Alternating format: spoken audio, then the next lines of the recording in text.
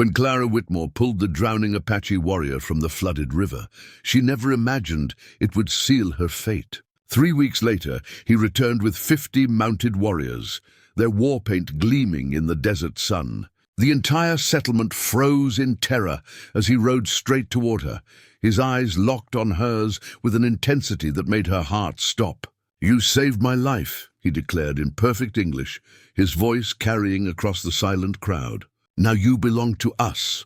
Before we jump back in, tell us where you're tuning in from, and if this story touches you, make sure you're subscribed because tomorrow I've saved something extra special for you." The Arizona Territory in 1867 was a land of extremes, where scorching days gave way to freezing nights, and where survival depended on reading the signs that nature provided. Clara Whitmore had learned to read those signs better than most. At 26, she was considered dangerously close to spinsterhood by the standards of Fort Verde's small community, but Clara had never particularly cared what others thought. Her father, a cavalry surgeon, had died from cholera 2 years prior, leaving her with his medical journals, his instruments, and a thorough education in treating wounds and illnesses that most women of her station would never acknowledge existed.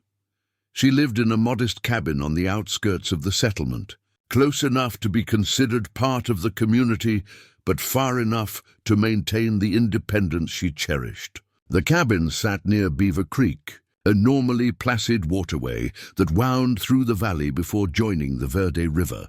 Her neighbors tolerated her unmarried status, primarily because she served as the settlement's unofficial nurse, treating everything from childhood fevers to infected wounds that the nearest military doctor, stationed 20 miles away, couldn't reach in time. The spring of 1867 brought unusually heavy rains to the territory. For 3 weeks, storms battered the region with a ferocity that timers claimed they hadn't seen in decades. Beaver Creek swelled beyond its banks, transforming from a gentle stream into a churning torrent of muddy water that carried uprooted trees, debris, and anything else unfortunate enough to be caught in its path. The settlers had retreated to higher ground, securing their livestock and supplies, waiting for the deluge to pass.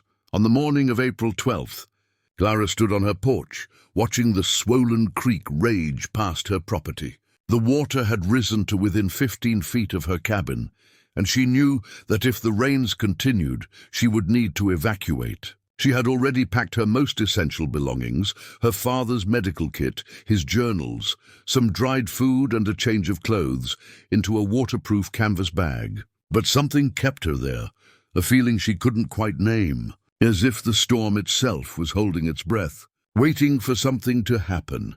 The settlement had been on edge for months, though not because of the weather.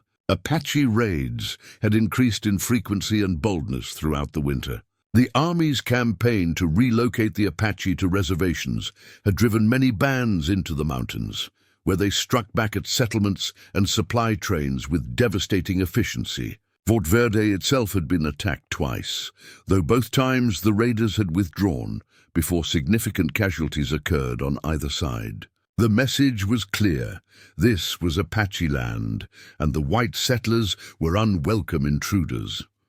Clara's relationship with the conflict was complicated. Unlike many settlers who viewed all Apache as murderous savages, she had seen enough frontier life to recognize that atrocities occurred on both sides. She had treated soldiers who spoke with shame about orders they had followed, about villages burned and women and children killed alongside warriors. She had also dressed the wounds of settlers who had survived Apache raids, listening to their stories of terror and loss. The truth, she had concluded, was that this war had no heroes, only survivors and victims.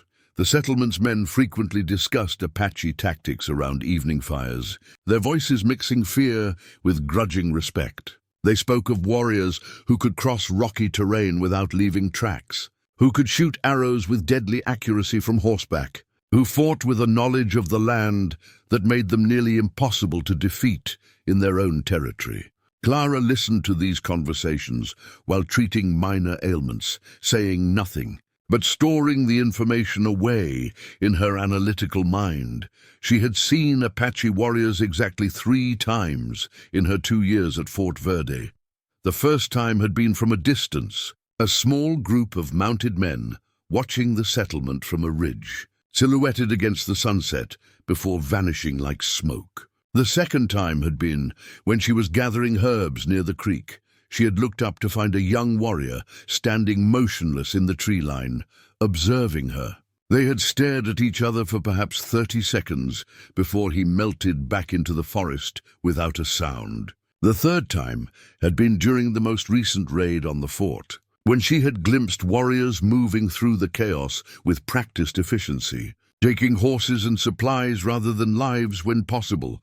That April morning, as she watched the raging creek, Clara's thoughts were interrupted by movement in the water. At first, she thought it was another uprooted tree being swept downstream, but then she saw an arm break the surface, reaching desperately for anything to grasp. Without thinking, she dropped her coffee cup and ran toward the bank, her boots sinking into the muddy ground. The figure in the water was unmistakably human, fighting against the current with weakening strokes. Clara could see he was losing the battle, being pulled under repeatedly by the force of the flood. She scanned the shoreline frantically, spotting a fallen cottonwood tree that extended partially into the water about 50 yards downstream. If she could reach it in time, she might be able to help. She ran along the bank, her skirts soaked and heavy with mud, her breath coming in gasps. The current was moving faster than she could run, but the bends in the creek might give her a chance. She reached the cottonwood just as the drowning man swept past, and without hesitation, she grabbed a sturdy branch and extended herself as far over the water as she dared. "Grab on!" she screamed, though she doubted he could hear her over the roar of the flood. His hand shot up, fingers closing around a smaller branch. The sudden weight nearly pulled her into the water, but she locked her legs around the trunk and held on with every ounce of strength she possessed. For a terrifying moment they hung there, suspended between salvation and disaster, the creek doing everything in its power to claim them both. Slowly, agonizingly, she began to pull, using the tree as leverage. The man helped as much as his exhausted state allowed, gripping the branches and working his way toward the bank. It took several minutes of desperate effort, but finally he was close enough to grasp the exposed roots near the shore. With one final pull, he dragged himself onto solid ground, collapsing face down in the mud. Clara scrambled off the tree and rushed to him, her medical training overriding any other considerations. She rolled him onto his side, allowing water to drain from his mouth and nose. He coughed violently, expelling creek water and gasping for air. Only then, as she knelt beside him in the mud, did she fully register what she had done. He was Apache. There was no mistaking it. His long black hair hung in wet ropes around his face. His skin was bronzed by sun and heritage, and despite his ordeal, his body showed the lean muscle of a warrior. He wore buckskin leggings and a shirt decorated with intricate beadwork, now soaked and covered in mud. Around his neck hung a leather cord with what appeared to be a bear claw, a symbol she had read about in her father's journals. For a frozen moment, Clara knelt there, her hand still on his shoulder, her heart pounding with the realization of what she had done. She had just saved the life of an enemy warrior. If anyone from the settlement had witnessed this, she would be branded a traitor, possibly arrested, or worse. The recent raids had left people angry and vengeful, looking for any target for their rage. The warrior's eyes opened, dark and unfocused at first, then sharpening as they found her face. She saw the moment of recognition pass through them, the understanding that she was white, a settler, one of the invaders of his homeland. His hand moved instinctively toward his belt, where a knife would normally hang, but the flood had taken it. They stared at each other, both breathing hard, both acutely aware of the profound strangeness of the situation. Clara spoke first, her voice steadier than she felt. "You're safe. The water didn't take you." He continued to stare at her, his expression unreadable. She had no idea if he understood English. though she knew some Apache had learned it through contact with traders and the military. Slowly, carefully, she removed her hands from his shoulder and sat back on her heels, giving him space. "Can you stand?" she asked, gesturing to illustrate her meaning. The warrior nodded slightly, then with visible effort pushed himself up to a sitting position. He looked down at the creek that had nearly killed him, then back at her, his eyes moving from her face to her mud-soaked dress to the fallen tree that had saved his life. When his gaze returned to her face, there was something in it that Clara couldn't quite interpret. Not gratitude exactly, but a kind of intense assessment, as if he was memorizing every detail of her appearance. "My name is Clara," she said, touching her chest. It seemed important somehow to establish that she was a person, not just a white woman, not just an enemy. He watched her gesture, then after a long pause, he touched his own chest. "Takoda," he said, his voice rough from the water he had swallowed. The sound of his name hung in the air between them, a bridge across a chasm of conflict and misunderstanding. Clara knew she should be afraid. This man was likely part of the same band that had raided Fort Verde.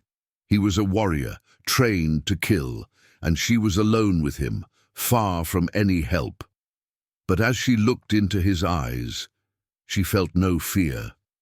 Instead, she felt a strange sense of recognition, as if this moment had been waiting for them both, written somehow into the fabric of their intertwined destinies. Takoda tried to stand, but stumbled, his legs still weak from his battle with the creek. Without thinking, Clara moved to support him, ducking under his arm to take some of his weight. He stiffened at her touch, clearly uncomfortable with accepting help from a white woman, but his body's exhaustion overrode his pride. Together, they made their way slowly up the bank, away from the dangerous water. Clara's cabin was the nearest shelter, and despite the risk, she knew she couldn't leave him exposed on the muddy bank. If he died of exposure after she had pulled him from the creek, the rescue would be meaningless. She guided him toward her home, acutely aware of how this would look if anyone saw them. An Apache warrior being helped into her cabin by the settlement's spinster nurse. The scandal would be immediate and devastating, but the storm had kept most people indoors, and the reduced visibility from the ongoing rain provided cover for their slow progress. They reached her porch without being seen, and Clara helped Takoda inside, guiding him to a chair near her fireplace. She quickly closed the door and drew the curtains, her heart racing with the enormity of what she was doing. The cabin's interior was simple but well organized, reflecting Clara's practical nature. Her father's medical books lined one wall, and herbs hung drying from the rafters. A single bed occupied one corner, and a small kitchen area with a cast-iron stove dominated another. The fire had burned down to embers, but she quickly added wood, building it back up to provide warmth. Takoda sat motionless in the chair, water pooling beneath him, his eyes tracking her movements with the wariness of a wild animal in an unfamiliar den. Clara grabbed a blanket from her bed and brought it to him, then retreated to give him space. She knew she needed to check him for injuries, but she also understood that trust had to be established first. "You need to get out of those wet clothes," she said, pointing to his soaked buckskins. "You'll catch pneumonia." He studied her for a long moment, then slowly began to remove his shirt, wincing as the movement pulled at muscles exhausted by his struggle in the water. Clara turned away to give him privacy, busying herself with preparing tea from herbs that would help warm him from the inside. When she turned back, he had wrapped the blanket around himself, his wet clothes piled on the floor. Clara approached him with her medical bag, moving slowly so as not to startle him. "I need to check if you're hurt," she explained, gesturing to indicate an examination. He nodded his understanding, though his body remained tense.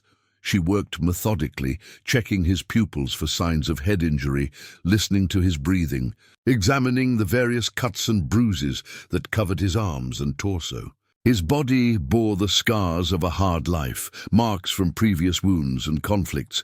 She noted everything with professional detachment, though she couldn't help but notice the strength in his frame, the evidence of a life lived in constant motion and challenge. As she worked, Takoda watched her with that same intense assessment.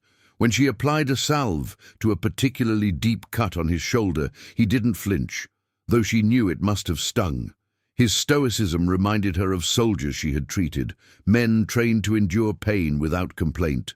"This will help prevent infection," she explained, though she wasn't sure how much he understood. "You were lucky. No broken bones, no serious injuries. The creek was more merciful than it could have been." "Why?"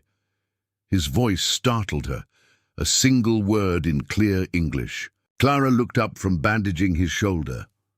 "Why what? Why save me?" His dark eyes bore into hers, demanding honesty. "Your people and mine, we are enemies.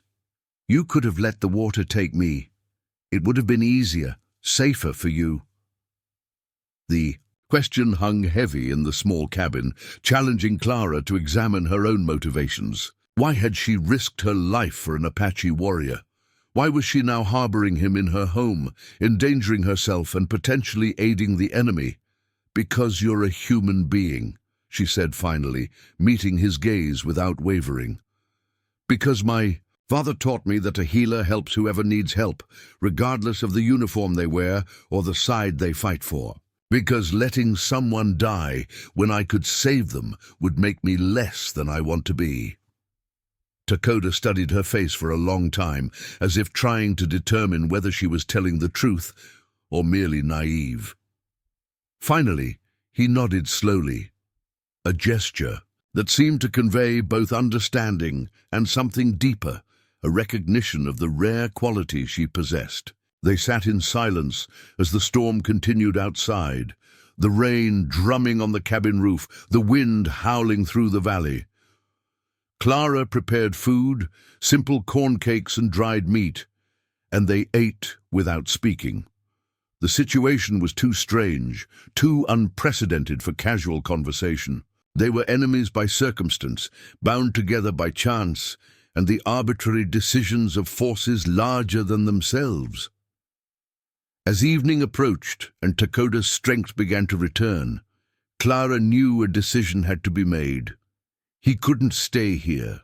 If he was discovered, both of them would face severe consequences, but sending him out into the storm would undo everything her rescue had accomplished. "The rain should stop by morning," she said, looking out the window at the darkening sky. "You should rest tonight, regain your strength. When it's light and the weather clears, you can leave safely."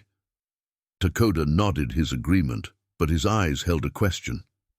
"You trust me to stay in your home while you sleep?" Clara considered the question seriously. Did she trust him? By all logic, she shouldn't. He was a warrior, potentially responsible for attacks on her settlement. He had every reason to harm her, to take revenge for the wrongs his people had suffered at the hands of white settlers. Preparing and narrating this story took us a lot of time, so if you're enjoying it, subscribe to our channel. It means a lot to us. Now back to the story. "Yes," she said simply, "I trust you." Something flickered across his face, an emotion too quick to name. He settled back in the chair, pulling the blanket tighter around himself. "Then I will honor that trust. You have given me my life. I will not repay that gift with treachery." Clara prepared her bed, acutely aware of the surreal nature of the situation. An Apache warrior was sitting by her fireplace, wrapped in her blanket while outside. A settlement full of people who feared and hated his kind went about their evening routines, completely unaware of what was happening in the cabin by the creek. She lay down fully clothed, exhaustion from the day's events finally catching up with her. But before sleep claimed her, she heard Takoda's voice, quiet in the firelit darkness. "Clara." Her name sounded different in his accent, the syllables given new weight and meaning. "In my language, we have a saying.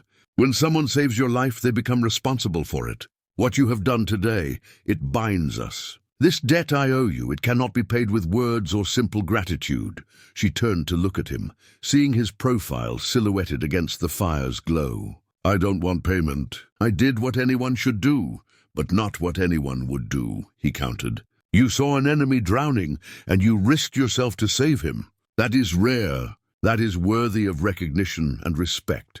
He paused, then added, You will see me again, Clara Whitmore. This I promise you. And when we meet next, you will understand what this day has meant. The quiet certainty in his voice sent a shiver down Clara's spine that had nothing to do with cold. She didn't know whether his words were a promise or a warning, but she sensed that her life had just changed in ways she couldn't yet comprehend. The simple act of pulling a drowning man from a flooded creek had set in motion something that neither of them could control or predict.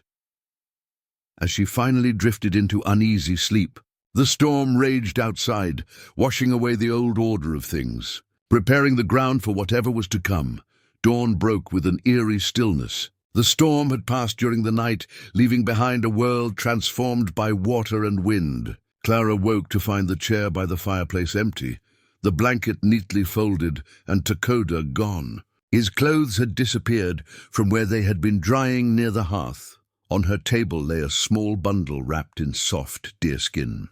Inside, she found medicinal plants she had never seen before, roots and dried flowers she didn't recognize. Beneath them lay a beautifully crafted knife in a beaded sheath, the leatherwork so intricate it must have taken months to complete. At the bottom rested a single eagle feather. Clara's hands trembled as she held the feather. She knew enough about indigenous cultures to understand that eagle feathers were sacred, given only for acts of great significance. She hid the bundle beneath a loose floorboard under her bed. If anyone discovered these items in her possession, the questions would be impossible to answer. The next 3 weeks passed in a strange state of tension. The floodwaters receded, revealing the damage the storms had caused. 2 cabins on the settlement's edge had been swept away entirely, and several families had lost livestock. The community pulled together to rebuild, and Clara threw herself into helping, treating injuries, and providing comfort. But beneath the surface, she felt the weight of what had happened. Every night, she lay awake thinking about Takoda's final words, "You will see me again." The memory of his intense gaze, the sound of her name in his accent, haunted her quiet moments. The settlement's men organized increased patrols, convinced that the Apache would strike while everyone was focused on rebuilding. Samuel Garrett, the settlement's self-appointed militia captain, was particularly vocal. A bull of a man with a red face and aggressive demeanor, he had been pressuring Clara to accept his marriage proposal for months. "Mark my words," Samuel declared one evening at the community gathering. "Those savages are planning something. We need to strike first. Show them we won't be intimidated on our own land." Clara bit her tongue, refraining from pointing out that this wasn't their land at all. Such observations would only mark her as sympathetic to the enemy. "We should focus on defense, not aggression," offered Thomas Brennan, one of the few voices of reason among the settlers. "Cowards talk," Samuel spat. "We need to show strength, round up a posse, ride out to their camps, teach them what happens when they threaten American citizens." That night, unable to sleep, Clara sat on her porch, watching the stars. She didn't hear him approach.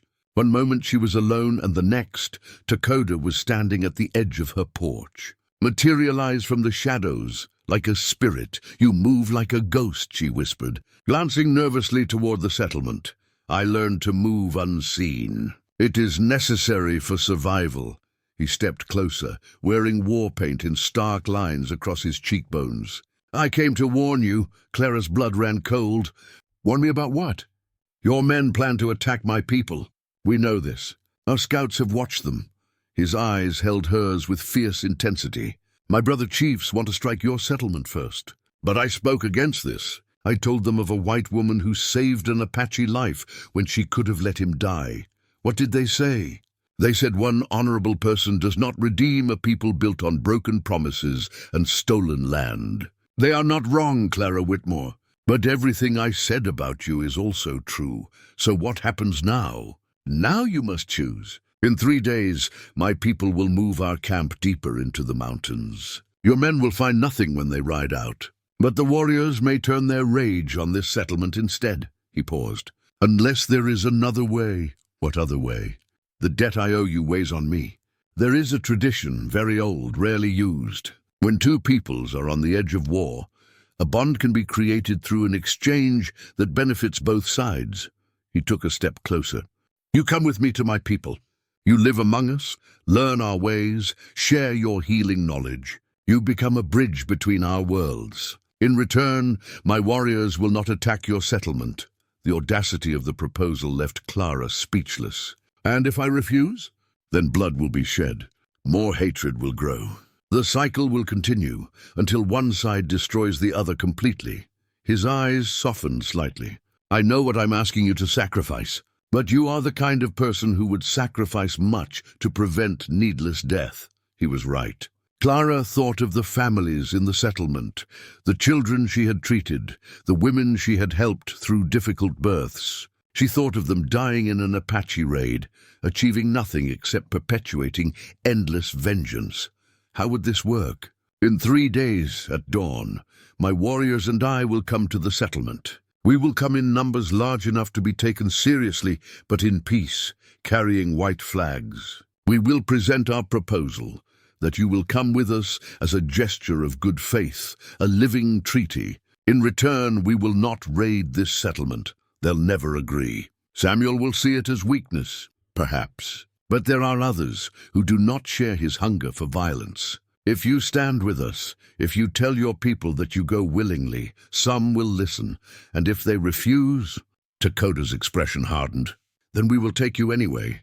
My warriors will come prepared for conflict if necessary. The debt I owe you makes you untouchable by anyone who means you harm." The possessiveness in his words should have frightened Clara. But instead, she felt a strange thrill of recognition. "Give me the 3 days, Clara said finally. "I need time to prepare," Dakota nodded. 3 days. But understand that once this path is chosen, it cannot be easily unchosen. You will be bound to my people's fate. This is a commitment that will change your life." "I understand." For a long moment they stood facing each other in the darkness. Then Dakota reached out and took her hand, studying it in the dim light. "You have healing hands." "My people need such hands." He released her hand carefully. 3 days, Clara Whitmore. Choose wisely." Then he was gone, melted back into the shadows. Clara stood on her porch long after he disappeared, her mind spinning with the weight of the decision before her. The next morning, Thomas Brennan came to her cabin requesting treatment for his daughter's persistent cough. As Clara examined the child and prepared a tincture, she took the opportunity to speak with him about Samuel's planned raid. "It's foolish," Thomas said quietly. "Samuel's letting his pride drive him toward disaster. They're planning to ride out tomorrow at dawn." Clara's heart sank. Tomorrow, that gave her no time at all. What if there was another way? What if someone could act as a bridge between the settlement and the Apache? Thomas looked at her sharply. "You're talking about yourself." "Clara, what have you done?" She told him everything. When she finished, he sat in silence for a long moment. "This could work, or it could get you killed. Samuel will call it collaboration with the enemy." "But you," Clara pressed. "What do you say?" Thomas met her eyes. "I say that you're braver than any man in this settlement. I say that if someone doesn't stop this cycle of violence, we'll all be dead within a year." He shifted his daughter's weight. "I'll stand with you when the time comes." That night, Clara barely slept. She packed essentials: her father's medical journals, his surgical kit, clothes, dried food, seeds, and the bundle Dakota had left. She wrote letters explaining her decision. She composed a statement for the community. In the hours before dawn, she heard movement. Samuel's raiding party was preparing to depart. Clara dressed quickly and ran toward the settlement center, where 15 men were mounting horses, armed and determined. "Stop!" Clara called out. "You can't do this." Samuel turned to her with contempt. "Go back to your cabin, woman. This is men's business. This is foolish business. You're riding out to provoke a war that will get people killed. Innocent people. Apache don't have innocent children," one of the men spat. They breed warriors and murderers. I'm offering you an alternative, Clara said. A chance for peace. But you have to give it time to work, Samuel laughed harshly. Peace with savages? Get out of the way before you get hurt. I won't. I won't let you do this. Thomas had also appeared, along with several others. What alternative, Clara? He asked loudly. What chance for peace? Clara took a deep breath. The Apache are willing to negotiate. They're coming here this morning to present their proposal. If you ride out now, you'll guarantee more bloodshed. The crowd erupted into chaos. Samuel's face turned purple with fury. You've been in contact with them. That's treason. That's survival, Clara countered. The argument might have escalated into violence, if not for what happened next. The sound of approaching horses drew everyone's attention to the eastern ridge. As the sun broke over the horizon, 50 mounted Apache warriors appeared, silhouetted against the dawn sky. They were magnificent and terrifying in equal measure. At their head rode Takoda, his bearing regal, his face painted for war, but his hands empty of weapons. Beside him, 2 warriors carried white flags. The settlement fell silent. The Apache warriors halted about 50 yards from the settlement's edge. Takoda dismounted and walked forward alone, his eyes scanning the crowd until they found Clara. When their gazes met, she saw relief flash across his features. Clara stepped forward, walking toward him, despite the gasps behind her. They met in the middle ground between the 2 groups. You came, he said softly. I gave you my word, she replied. Takoda raised his voice so everyone could hear. People of this settlement, I am Takoda of the Tonto Apache. I come not as your enemy today, but as one seeking to prevent unnecessary death on both sides. The crowd stirred, uncertain. Your men plan to attack my people. This we know. Both our peoples stand ready to destroy each other. This path leads only to sorrow. Samuel pushed forward. We don't negotiate with savages. I did not come to debate, Takoda cut him off. I came to propose a future. He turned to Clara. 3 weeks ago, this woman saved my life when she could have let me drown. Such honor deserves recognition. I propose an exchange. Clara Whitmore will come with my people, not as a captive, but as a willing bridge between our worlds. She will share her healing knowledge with us. In return, my warriors will not attack this settlement. We will establish peace based on mutual respect and the courage of one woman who saw humanity in an enemy. The crowd exploded with reactions. Thomas's voice cut through the chaos. And if we refuse? Takoda's expression hardened, and behind him the 50 warriors shifted. Then Clara Whitmore comes with us anyway, for she belongs to me by the sacred debt of life-saving. And this settlement will have made an enemy where they could have made a treaty. Choose wisely, Clara stepped forward. I choose this freely. I go not as a captive, but as someone who believes that peace is possible. Judge me however you will, but know that I do this to save lives. Thomas moved to stand beside Clara. I support her decision. Clara has done more for this community than most of us combined. If she believes this is the path to peace, we owe it to her to let her try. Others joined him, slowly at first, then with growing numbers. Not everyone agreed, but enough people stepped forward to make it clear that Clara had support. It is decided then, Takoda said. He turned to Clara, his hand extended. Are you ready to leave your old life and step into a new one?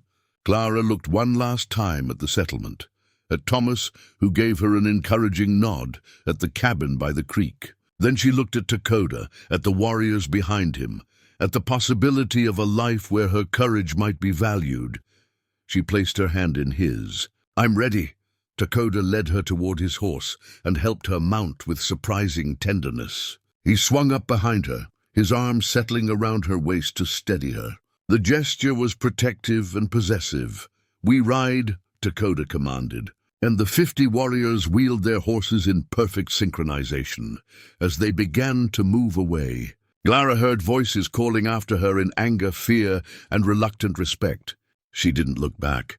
The warriors surrounded her and Takoda in a protective formation, and as they rode toward the mountains, Clara felt the weight of her old life falling away. You did well. Dakota said softly. You stood before them with courage. My people will respect that, and if they don't, then they will learn. Just as I learned when you pulled me from the water. You taught me that honor exists beyond the boundaries we draw between peoples. Now you will teach my people the same lesson. Clara leaned back slightly, allowing herself to rest against his warmth. Behind them, the settlement disappeared from view. Ahead lay the mountains and a life she couldn't yet imagine. She had chosen this path. For peace, for purpose, for the chance to be something more. And perhaps for the Apache warrior whose life she had saved and who had somehow, in that act of salvation, saved her in return. The journey into the unknown had begun, and there was no turning back. The mountains loomed larger with each passing hour, their peaks touched with snow that glittered in the afternoon sun. Clara had never traveled this far from the settlement, and the landscape unfolding before her was both breathtaking and alien. Red rock formations jutted from the earth like ancient sentinels, and valleys thick with juniper and pine stretched endlessly toward horizons she couldn't name. The 50 warriors rode in practiced formation, their movements synchronized in ways that spoke of years fighting together. They communicated through subtle gestures and occasional words in their language, a fluid tongue that rose and fell like music. Clara caught some of them glancing at her with curiosity, but none approached or spoke. She remained on Dakota's horse, his presence behind her both reassuring and unsettling. After several hours of riding, Dakota called for a halt near a rocky outcrop that provided shade and a clear view of the surrounding terrain. The warriors dismounted with efficient grace, immediately setting about tasks that required no discussion. Some tended to horses, others scouted the perimeter, while a few began preparing a fire for the midday meal.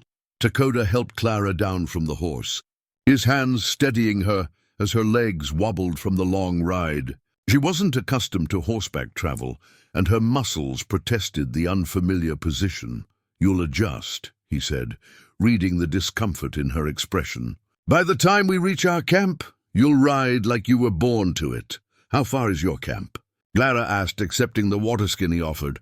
2 more days if we maintain this pace. We could push harder, but there's no need to exhaust you or the horses. He studied her face. You're holding up better than I expected. Most white women would be demanding we stop every hour. I'm not most white women, Clara replied, taking a long drink of water. It was cool and tasted faintly of the leather container, better than anything she'd had in weeks. A slight smile crossed Dakota's face. No, you are not. One of the warriors approached, speaking rapidly in Apache. Dakota responded in the same language, his tone respectful but firm. The warrior glanced at Clara, his expression neutral, then nodded and walked away. What did he say? Clara asked. He asked why we brought a white woman to our camp. He questioned whether you could be trusted, whether this entire arrangement was wise. Dakota's dark eyes met hers. I told him that you saved my life, that you chose to come here when you could have remained safe in your settlement, and that any warrior who questions your presence questions my judgment and the council's decision. The weight of those words settled over Clara. She was being defended, but that defense came at a cost to Dakota's standing. If she failed, if she proved unworthy of the trust he was placing in her, it wouldn't just be her reputation at stake. What if I disappoint them? She asked quietly. What if I can't bridge the gap between our peoples the way everyone hopes? Dakota was silent for a moment, then gestured for her to follow him away from the main group. They walked to the edge of the outcrop, where the land fell away into a steep canyon painted in shades of red and gold. You see that canyon? He asked. My people call it the place of echoes. When you stand at one edge and call out, your voice travels across the divide and returns to you, changed but recognizable. He turned to face her. You are like that voice, Clara. You carry something from your world into mine. It will change in the crossing, and so will you. But the essential truth of who you are will remain. That's very poetic, Clara said. But it doesn't answer my question. You cannot disappoint us by being yourself, Dakota said simply. You can only disappoint us by pretending to be something you're not. or by giving up when the challenge becomes difficult. My people value authenticity and perseverance above all else. Show them those qualities, and you will earn their respect." Before Clara could respond, a shout went up from one of the scouts. Dakota's hand went immediately to his knife, his entire body tensing. The warriors scrambled into defensive positions with startling speed, weapons drawn, eyes scanning the landscape. Clara's heart raced as Dakota moved her behind him, positioning himself between her and whatever threat had been detected. For several tense moments, nothing happened. Then a lone rider appeared on a distant ridge, silhouetted against the sky. The warriors relaxed slightly, though they didn't lower their weapons. Dakota raised his hand in a specific gesture, and the distant rider responded with a similar motion. Recognition passed through the group like a wave. "One of ours," Dakota explained. "A scout from another band, probably carrying news." The rider descended from the ridge and approached at a careful pace, stopping just outside the circle of warriors. He was younger than most of the men present, perhaps 19 or 20, with sharp features and eyes that blazed with intensity. He spoke rapidly to Dakota, his words urgent and clipped. Clara watched Dakota's expression darken as he listened. When the young scout finished, Dakota asked several questions, his tone grave. The exchange continued for several minutes before the scout rode off in the direction he'd come from. "What's wrong?" Clara asked when Dakota returned to her side. "The army is moving troops into the territory. 3 companies from Fort Apache, heavily armed, with orders to secure the region and relocate any Apache they encounter to the reservation at San Carlos." His jaw tightened. "They're planning a sweep of the mountains starting next week." Clara felt ice form in her stomach. That means the window for peace is smaller than we thought. If the army forces relocation, it won't matter what agreements we make with your settlement. We'll all be swept up in their campaign." Dakota looked out across the landscape. "My people will resist. Many will die rather than go to San Carlos. It's a death sentence, that place. Disease, starvation, corruption. Is there anything that can be done?" "Perhaps." Dakota's expression grew calculating. "If we can establish that my band has peaceful relations with a white settlement, if we can prove that coexistence is possible, it might give the army pause. They prefer not to attack groups that have white advocates speaking on their behalf. It makes the newspapers back east uncomfortable." Understanding dawned on Clara. "That's why you really wanted me to come. Not just to prevent raids, but to have proof of peaceful contact when the army arrives." "That was part of it, yes," Dakota admitted. "But not the only reason, and not even the main one." He met her gaze directly. "I want you here because I believe you can help my people in ways that go beyond political protection. Your healing knowledge, your willingness to see us as human rather than savage, these things have value that transcends strategy." Clara wanted to believe him, wanted to trust that his motives were as pure as he claimed. But doubt niggled at her. Had she been manipulated? Was she simply a pawn in a larger game of survival that she didn't fully understand? As if reading her thoughts, Dakota said, "You're wondering if I used you. If everything, pulling me from the creek, the debt, the proposal was calculated to serve my people's needs." "The thought crossed my mind," Clara admitted. "I cannot predict floods. Clara, I cannot control where rivers rise or where they carry me. That you were there, that you chose to save me instead of letting me drown, that was chance or fate or the work of spirits greater than ourselves." He paused. "But once it happened, yes, I saw the opportunity it presented. I would be a poor leader if I didn't. The question is, does that make my gratitude less genuine? Does it make my respect for your courage any less real?" Clara considered this. In the world she'd come from, people routinely used each other for advantage while claiming friendship or love. At least Dakota was being honest about the complexity of his motivations. There was something refreshing in that directness, even if it complicated her feelings about the situation. "I appreciate your honesty," she said finally, "even if it's not entirely comfortable to hear." "Comfort is overrated," Dakota replied with a hint of dry humor. "Survival requires truth, even when truth is hard. They returned to the main group where food was being distributed. Clara accepted a portion of dried meat and a type of flatbread she didn't recognize. The warriors ate efficiently, their conversation minimal but not unfriendly. A few nodded to her in acknowledgement, a small gesture that felt significant. After the meal, they mounted up again and continued riding. The afternoon sun beat down mercilessly, and Clara was grateful for the wide-brimmed hat Dakota had given her. The landscape grew more rugged, the trails narrower and steeper. Several times, Clara had to grip the horse's mane to keep from sliding backward as they navigated treacherous inclines.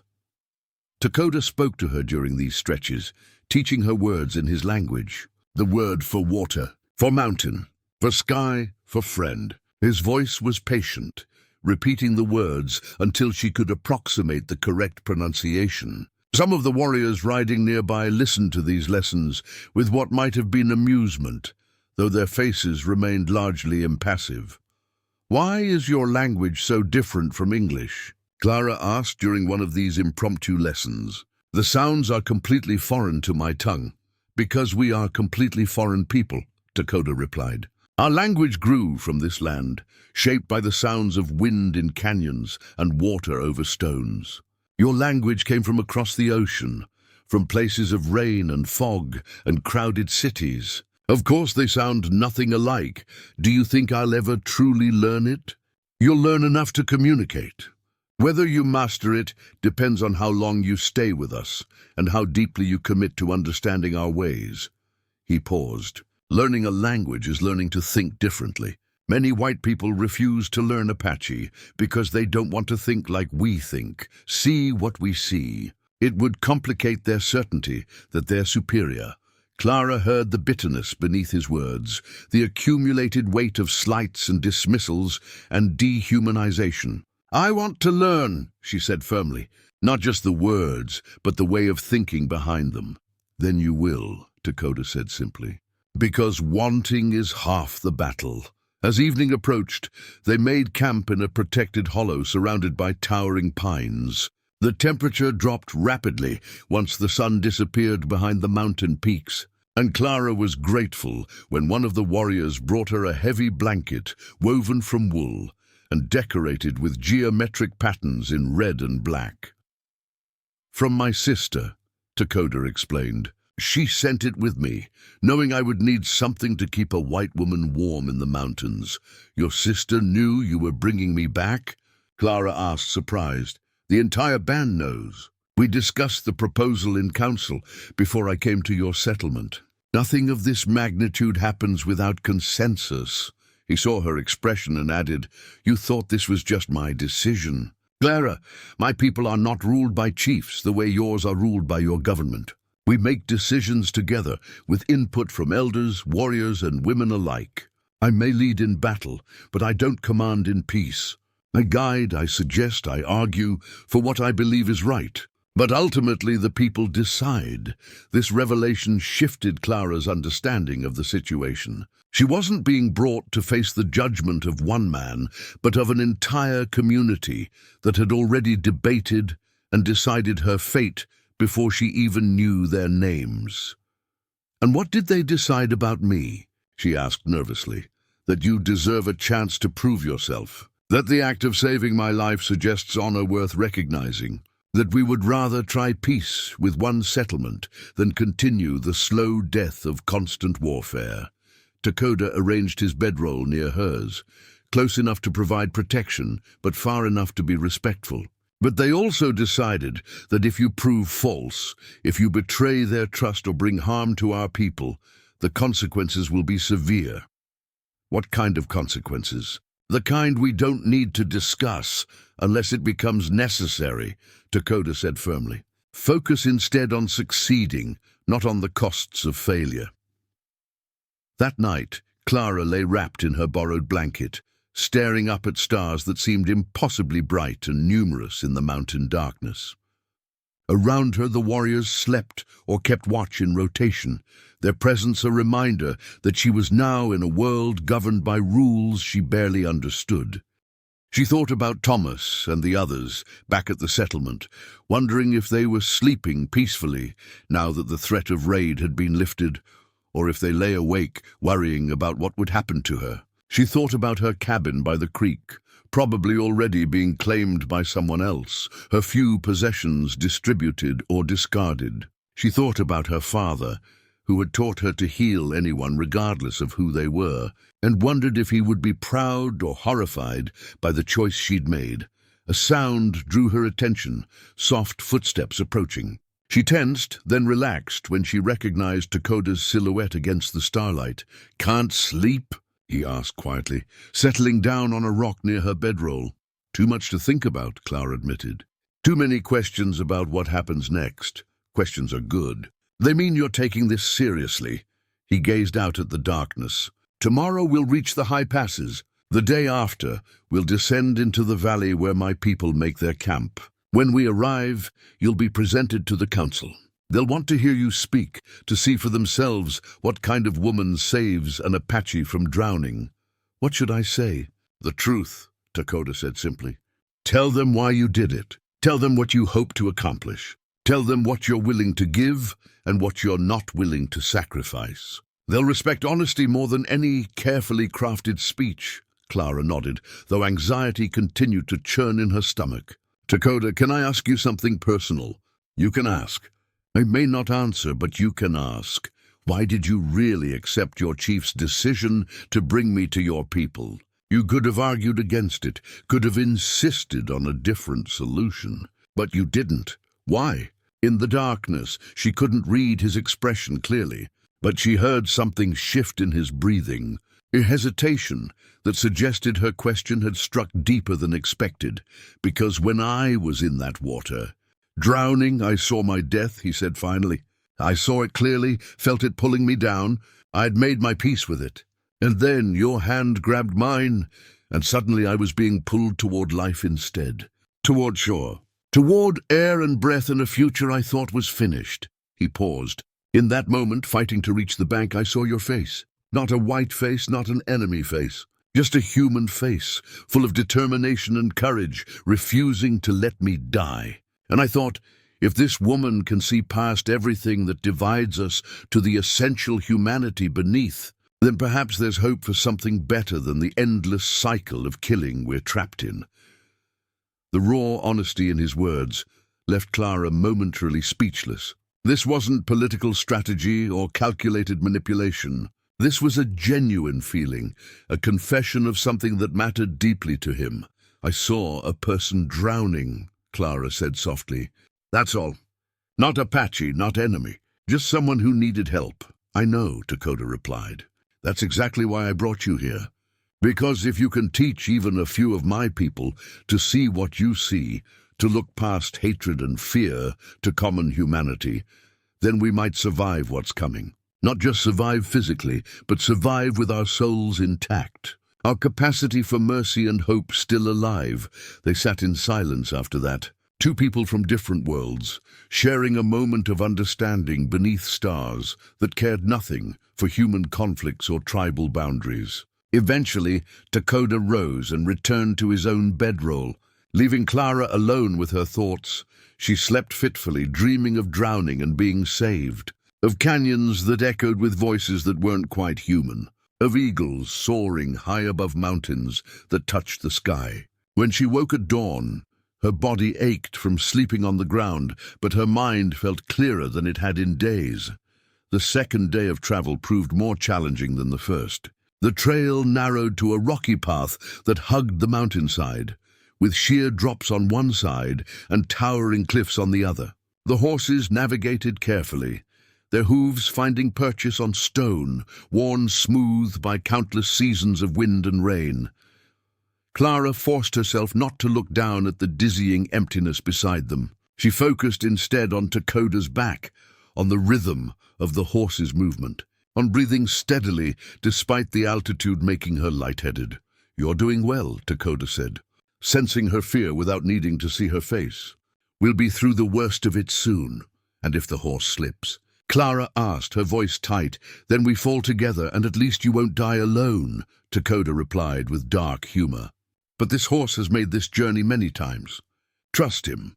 They emerged from the narrow pass into a high meadow brilliant with wildflowers, despite the lingering patches of snow in shadowed areas. The warriors paused here to water the horses at a crystal stream that tumbled down from higher elevations. Its water so cold it made Clara's teeth ache when she drank. While the horses rested, one of the younger warriors approached Clara hesitantly. He carried a woven basket filled with small purple berries. "For you," he said in halting English, offering the basket. "Good. Sweet." Clara accepted the gift with surprise and gratitude. "Thank you. What's your name?" "Kitchi," he replied, looking pleased that she'd asked. "I learn English from a missionary before they leave territory." "Your English is very good," Clara said, sampling one of the berries. It burst on her tongue with intense flavor, tart and sweet simultaneously. "These are delicious," Kitchi beamed at the praise. "My mother say the healer woman needs strength. Berries give strength. Your mother is very kind. Please thank her for me when we reach camp." The young warrior nodded eagerly and hurried back to his companions, clearly pleased with the interaction. Clara noticed several other warriors watching this exchange with interest, as if evaluating how she treated one of their youngest members. "You handled that well," Dakota observed, returning from checking the horses. "Kitchi is nervous around strangers, especially white people. The missionaries who taught him English also beat him when he spoke our language. He's learning to trust again, slowly." Clara felt a flash of anger at the thought of anyone beating a child for speaking his native tongue. "That's barbaric. Welcome to the great civilizing mission of the white man," Dakota said with bitter irony. "They beat our language out of our children, strip away our customs, punish us for being what we are, and call it education. Not all white people support such methods," Clara protested. "No," Dakota agreed. "Not all. But enough of that, it's policy. Enough that children like Kitchi grow up confused about who they are, torn between worlds, belonging fully to neither." He looked at her directly. "That's what I'm trying to prevent. That's why people like you matter. You represent the possibility that white people can accept us as we are, rather than demanding we become shadows of yourselves." The weight of that responsibility settled over Clara like a physical burden. She wasn't just here to heal wounds or bridge communication gaps. She was here to represent the possibility of genuine respect and coexistence. The enormity of it was almost paralyzing. "I'm just one person," she said quietly. "I can't change the entire relationship between our peoples." "No," Dakota agreed. "But you can change one person's mind, and they can change another. And eventually, maybe enough minds change that the overall direction shifts." "Change doesn't happen all at once, Clara. It happens one person, one choice, one act of courage at a time." They continued riding, climbing higher into the mountains as the afternoon progressed. The air grew thinner, making Clara slightly dizzy, but the views were spectacular. She could see for miles in every direction, a landscape of impossible beauty that seemed untouched by human conflict. As they crested a final ridge, Dakota reined in the horse and pointed to the valley below. There, nestled against a mountainside and partially hidden by pines, was the Apache camp. Clara could see perhaps 30 or 40 dwellings made from branches and hides, arranged in what looked like family clusters. Smoke rose from cooking fires, and even from this distance she could see people moving about their daily tasks. "Home," Dakota said simply. "Are you ready?" Clara looked down at the camp, at the life she was about to enter, at the community that would judge whether she was worthy of the trust they were placing in her. She thought about everything that had brought her to this moment, from pulling a drowning man from a flooded creek to riding into the mountains with 50 Apache warriors. Her life had changed beyond recognition in just a few short weeks. "No," she answered honestly. "I'm not ready. But I'm here anyway, and I'll do my best. That's all I can promise." Dakota smiled, the expression transforming his usually serious face. "That's all anyone can ask. Come, let's go down. My people are waiting to meet the woman who saved my life and agreed to share theirs." They descended into the valley as the sun dipped toward the western horizon, painting the sky in shades of orange and gold. Clara's new life awaited below, full of challenges she couldn't predict and dangers she couldn't imagine. But also, perhaps, full of purpose and meaning she'd never found in her old existence. The journey had brought her to this threshold. Now she would have to cross it and discover what lay on the other side. The camp came alive as they descended. Children stopped their games to stare. Women emerged from dwellings to watch the warriors return, and elders gathered near the central fire pit. Clara felt dozens of eyes upon her, assessing, judging, measuring her worth. Dakota dismounted first, then helped Clara down. Her legs trembled from the long ride, and she had to steady herself against the horse. A tall woman with silver streaking her black hair approached, her bearing regal despite the simple buckskin dress she wore. She spoke to Dakota in rapid Apache, her eyes never leaving Clara's face. "This is Manaba," Dakota said. "She leads the Council of Women. Her word carries weight equal to any warrior's." Manaba stepped closer, circling Clara slowly, examining her as one might examine a horse at market. Clara forced herself to stand still, to meet the woman's gaze when their eyes connected. After what felt like an eternity, Manaba spoke directly to her in surprisingly clear English. "You do not look like much. Soft hands, weak body. City life has made you fragile." She paused. "But Dakota says you pulled him from the water when he was drowning. Says you risked yourself for an enemy. This suggests strength inside, if not outside. I did what any healer should do," Clara replied, keeping her voice steady. "I saw someone in trouble and I helped."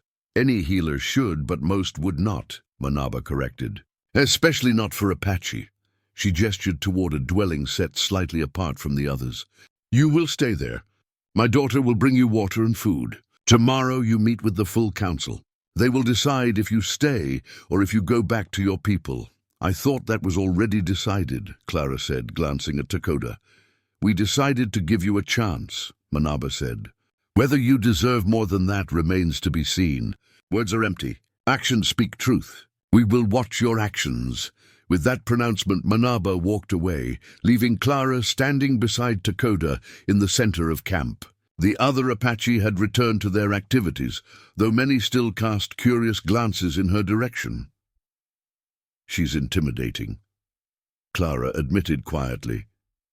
"She's supposed to be," Dakota replied. "Manaba lost her husband and 2 sons to white soldiers. She has every reason to hate you on sight. That she's willing to give you any chance at all is significant." A young woman approached, perhaps 18 or 19, carrying a clay pot of water. She had Manaba's high cheekbones and proud bearing, though her expression was friendlier than her mother's. "I am Kaya," she said in careful English. "I show you where you sleep. Bring you things you need." "Thank you, Kaya," Clara said, grateful for the kindness in the young woman's voice. Kaya led her to the dwelling Manaba had indicated. Inside, it was surprisingly spacious and well-organized. Woven mats covered the floor, and various baskets and containers lined the walls. A sleeping pallet had been prepared in one corner, covered with soft furs. "This was my grandmother's home," Kaya explained. "She walks with ancestors now. Mother says her spirit would approve of healer woman using her space." She set down the water pot. "You need anything, you ask me. I help you learn our ways. Why are you being so kind to me?" Clara asked. "Your mother seems cautious. Mother protects our people. She must be hard, must question everything." Kaya's expression softened. "But I saw what happened 3 summers ago. White doctor at fort, he helped my little brother when he had the burning sickness. Could have turned us away, but he didn't. He saw a sick child, not an Apache child. Just a sick child who needed help." She touched Clara's arm gently. "Dakota says you are like that doctor. You see people, not enemies. We need more people like that. Both sides need more people like that." After Kaya left, Clara sat on the pallet and allowed herself to absorb everything that had happened. She was here, actually here, in an Apache camp, surrounded by people who had every reason to mistrust her. The magnitude of what she'd undertaken hit her fully for the first time, and for a moment she wanted to run, to demand that Dakota take her back to the settlement. to return to her safe, lonely, comfortable life. But she didn't. She unpacked her medical supplies instead, organizing them carefully, grounding herself in the familiar ritual of preparation. Her father's journal she placed reverently on a flat stone that served as a shelf. His surgical kit she kept close at hand. Whatever happened tomorrow at the council, she would face it as a healer. With the tools and knowledge that defined who she was, Kaya returned at dusk with food, a stew thick with meat and roots, and flatbread still warm from the fire. She sat with Clara while she ate, teaching her more words in Apache, laughing gently when Clara's pronunciation mangled the sounds. "You try hard," Kaya said encouragingly. "That matters more than getting it perfect right away. Some white people, they don't even try. They expect us to speak their language, learn their ways, but they learn nothing of ours. You are trying shows respect." Over the following days, Clara began to find a rhythm in the camp. She woke with the sun, helped Kaya with morning tasks like fetching water and preparing food. The work was harder than anything she'd done at the settlement, but it felt purposeful in a way her previous life hadn't. The Apache watched her constantly, evaluating her every action. When she struggled to carry a heavy water pot up a steep incline, several women observed in silence, noting how she persisted despite obvious difficulty. When she accidentally dropped a basket of roots she'd been gathering, spilling them across the ground, no one laughed or scolded. They simply watched to see how she'd respond. Clara gathered every root carefully, refusing to waste any, despite her embarrassment. Takoda appeared daily, ostensibly to check on her welfare, but also, she suspected, to ensure she wasn't being mistreated. He brought her items she needed: a heavier blanket for the cold nights, proper moccasins to replace her worn boots, a leather pouch for collecting medicinal herbs. "The council meets tomorrow," he told her, on her 4th evening in camp. "They'll ask you questions. Some will be friendly. Others will test you, try to make you angry or afraid. Stay calm, answer truthfully. Show them who you really are. What if who I really am isn't enough?" Clara asked. "Then we'll deal with that when it happens," Takoda said. "But I don't think it will come to that. I've been watching the people watching you. They see your effort, your respect, your willingness to work without complaint. These things matter more than you realize." That night, Clara barely slept. She rehearsed answers to questions she imagined the council might ask, trying to prepare for every contingency. When dawn finally came, she rose, exhausted but determined. Kaya helped her dress in clean clothes and braided her hair in a simple style. "You look good," she said approvingly. Ready to meet the council. The council gathered in the largest dwelling, a structure built specifically for community meetings. Clara entered to find 12 people seated in a semicircle, 6 men, 6 women, all watching her with expressions ranging from curious to skeptical. Manaba sat at the center, her face carved from stone. Takoda stood to one side, present but not participating. An elderly man with a deeply lined face spoke first, his English accented but clear. "I am Nantan. I have lived 70 winters. I have seen much change, much pain. I've watched our land stolen, our people pushed into smaller and smaller spaces. I've buried children and grandchildren killed by white men's diseases and white men's bullets." He paused, letting the weight of his words settle. "Why should we trust you? Why should we believe you are different from other white people who have brought us nothing but suffering?" Clara took a deep breath. "You shouldn't trust me based on my words alone. Trust must be earned through actions over time. But I can tell you why I'm here. I'm here because I believe the cycle of violence between our peoples serves no one. I'm here because I've seen too much death and too much hatred, and I wanted to try something different. I'm here because when I saw Takoda drowning, I didn't see an enemy. I saw a human being who needed help. And I'm here because I hope that maybe, if we can establish peace in one small corner of this vast territory, it might spread to others." "Pretty words," said a warrior with a scarred face. "But what do you offer us besides pretty words? What can you do that makes keeping you here worth the risk?" "I'm a healer," Clara said simply. I have knowledge of medicine and treatment that might be useful to your people. I know how to set broken bones, treat infections, deliver babies safely. I have my father's medical journals, which contain information about diseases and their cures. I'm willing to share everything I know. A woman with grey hair spoke up. We have our own healers, our own medicine. Why do we need yours? You don't need mine instead of yours, Clara clarified. But maybe combining our knowledge would make both stronger. Your healers know plants and treatments I've never seen.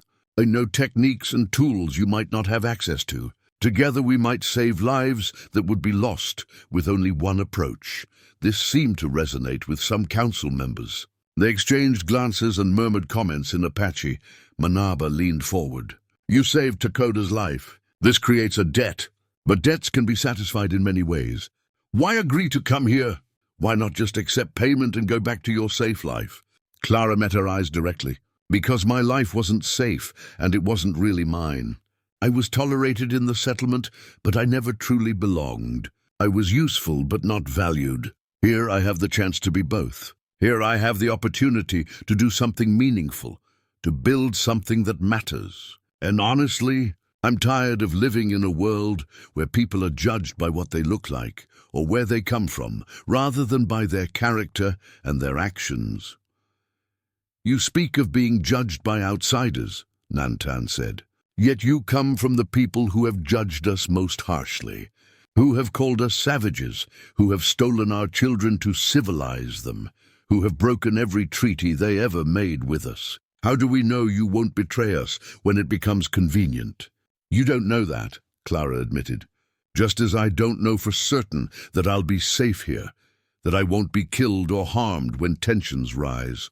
We're both taking a risk. But some risks are worth taking if the potential reward is great enough. And the reward here, the possibility of peace and understanding, is worth almost any risk. The council members talked among themselves for several minutes, their voices low and serious. Clara stood waiting, her heart pounding, acutely aware that her entire future hung on these discussions she couldn't understand. Finally, Manaba spoke. We will allow you to stay for now. You will prove your worth through your actions. You will learn our ways, respect our customs, share your healing knowledge. If you do these things, you will be welcomed among us. If you fail, or if you betray our trust, you will be sent away. Or worse, the threat was clear, but Clara felt mostly relief. She had been given a chance. That was all she could ask for. Over the following weeks, Clara threw herself into learning everything she could. She worked alongside the women, gathering plants and preparing food, learning which roots were edible and which were poisonous, discovering how to tan hides and weave baskets. Her hands, once soft, developed calluses. Her arms, once weak, grew stronger from carrying water and wood. Kaya became both teacher and friend, patiently correcting Clara's language mistakes and explaining cultural practices that seemed strange to white sensibilities. Through Kaya, Clara learned that Apache women held significant power in their society, that they could own property, divorce husbands who mistreated them, and speak their minds in council. This was drastically different from the rigid gender roles she'd known in white society. The camp's healer, an ancient woman named Desba, initially viewed Clara with deep suspicion. But when a child fell from a tree and broke his arm, Clara's quick action to set the bone properly and create a splint that immobilized it correctly earned grudging respect. Desba watched Clara work with sharp eyes, noting her techniques and tools. A few days later, Desba appeared at Clara's dwelling carrying bundles of dried plants. Without preamble, she began teaching Clara about Apache medicine, pointing to each plant and explaining its uses through a combination of Apache words, English fragments, and gestures. Clara recorded everything in her journal, creating a cross-reference between white and Apache medical knowledge. When an outbreak of fever swept through the camp 2 weeks later, Clara and Desba worked side by side, combining their approaches. Clara's knowledge of quarantine procedures helped prevent the illness from spreading further, while Desba's herbal treatments reduced fevers and eased symptoms. Together they saved several lives that might otherwise have been lost. After the crisis passed, Desba clasped Clara's hands in hers and spoke in Apache. Gaya, translating, said, "She says you have a true healer's heart. Not white heart or Apache heart. Just healer's heart that cares for all people equally. She says her grandmother spoke of a time when all healers would remember they serve life, not tribes. Maybe you are at the beginning of that time." Clara felt tears prick her eyes at the acceptance in Desba's words. For the first time since arriving at the camp, she felt truly valued for who she was, rather than tolerated despite it.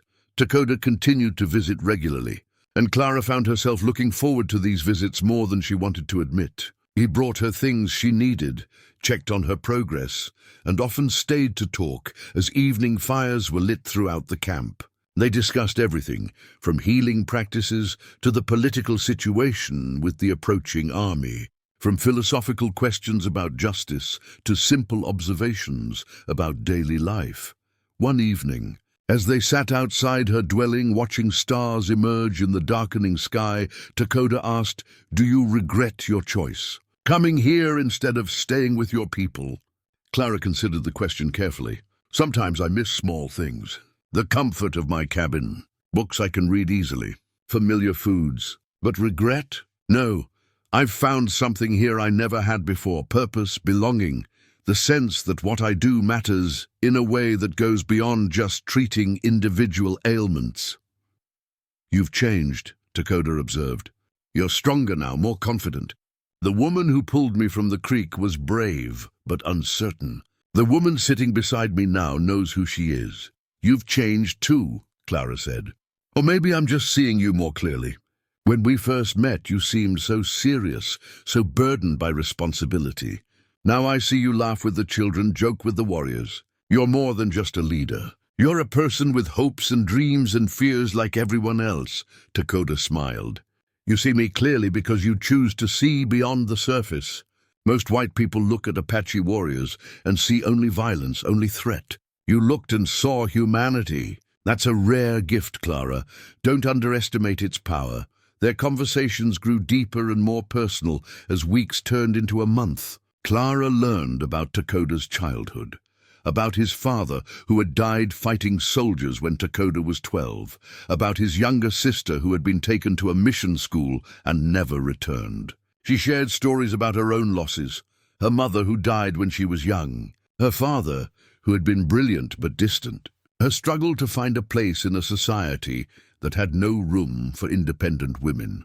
They discovered unexpected commonalities. Both loved the night sky and could name constellations in their respective languages. Both believed that healing was humanity's highest calling. Both had experienced the loneliness of not quite fitting into the worlds they'd been born into. One afternoon, Clara was gathering herbs on the hillside above camp when she heard shouting. Racing back, she found warriors preparing weapons and women gathering children into dwellings. Takoda was directing preparations with calm efficiency. "What's happening?" Clara asked, breathless from running. "Scouts spotted a cavalry patrol 5 miles east," Takoda explained. "They're not heading this way yet, but we're preparing in case they change direction." Clara's blood ran cold. The army, the threat they'd been dreading, had finally arrived in the area. "What can I do?" she asked. Takoda looked at her with something like pride. "You can stay calm and help keep others calm. If shooting starts, you'll have wounded. Prepare your supplies." The patrol passed without incident, continuing north away from the hidden valley. But the encounter left everyone shaken, a reminder that their peaceful existence was temporary, contingent on remaining hidden and lucky. That night, Manaba called a community meeting. "The soldiers come closer," she said. "Soon they will find us. When they do, what will we tell them about the white woman living among us?" All eyes turned to Clara. She stood, her voice steady. "Tell them the truth. That I came here by choice. That I've been treated well. That I've found a home among people who accepted me when my own people barely tolerated me. And tell them that if they try to force me to leave, they'll have to drag me away, because I'm not going anywhere voluntarily." A murmur ran through the gathered Apache. Then Nantan stood, his ancient voice carrying authority. "She has proven herself. She works hard, learns our ways, heals our sick. She has earned the right to stay. If soldiers come, we tell them Clara is one of us now. We protect her as we protect our own. Others voiced agreement, even those who had been most skeptical initially. Clara felt overwhelming gratitude and something else, a sense of finally truly belonging somewhere. After the meeting, Takoda walked her back to her dwelling. "You've done it," he said quietly. "You've become part of the tribe. That declaration from Nantan, the agreement from the others, that means you're no longer an outsider being tolerated. You're one of us now." "I never thought I'd find this," Clara admitted. "Acceptance, community, a place where I matter." Takoda stopped walking and turned to face her. In the moonlight, his expression was intense, vulnerable in a way she'd never seen. "You matter, Clara, more than you know. To the tribe, yes, but also to me, personally, deeply." Clara's breath caught. She had felt the connection growing between them, but had been afraid to acknowledge it, afraid it was one-sided or inappropriate. But now, hearing the emotion in his voice, seeing the truth in his eyes, she couldn't deny what had been building for weeks. "You matter to me too," she said softly. "You saved me just as surely as I saved you. Different kind of drowning maybe, but drowning nonetheless." Takoda reached out slowly, giving her time to pull away if she wished. When she didn't, he cupped her face gently in his hands. "The debt between us is paid," he whispered. "What grows between us now is something else entirely. Something we choose freely without obligation or duty. What is it?" Clara asked, though she already knew. "Something rare and precious," Takoda replied. "Something worth protecting and nurturing. If you want it too." "I do," Clara said, and when he kissed her, gentle and reverent in the moonlight, she felt the last piece of herself click into place. She had come here to bridge two worlds. Instead, she had found her own world, one where she finally completely belonged. The warning came 3 months after Clara had arrived at the camp. A scout rode in at dawn, his horse lathered with sweat, his face grave with urgent news. Within minutes, the entire camp had gathered to hear what he'd learned. 3 cavalry companies are moving through the territory, the scout reported in Apache, which Kaya quietly translated for Clara. They're stopping at every settlement, asking questions about Apache camps, asking specifically about reports of a white woman living with hostiles. Clara's stomach dropped. Someone from Fort Verde had talked. Word had spread about her departure with Takoda, and now the army was actively searching. "How close are they?" Takoda asked, his voice calm despite the tension radiating through the crowd. 2 days' ride, maybe less if they push hard. "And there's more." The scout's expression darkened. "Samuel Garrett rides with them as a guide. He's told the soldiers that you were taken by force, that the Apache are holding you captive and probably torturing you." A wave of anger swept through Clara. Samuel's pride had been wounded when she refused him, and now he was using the army to satisfy his ego and his hatred of the Apache. "He's lying," Clara said loudly, stepping forward so everyone could see her.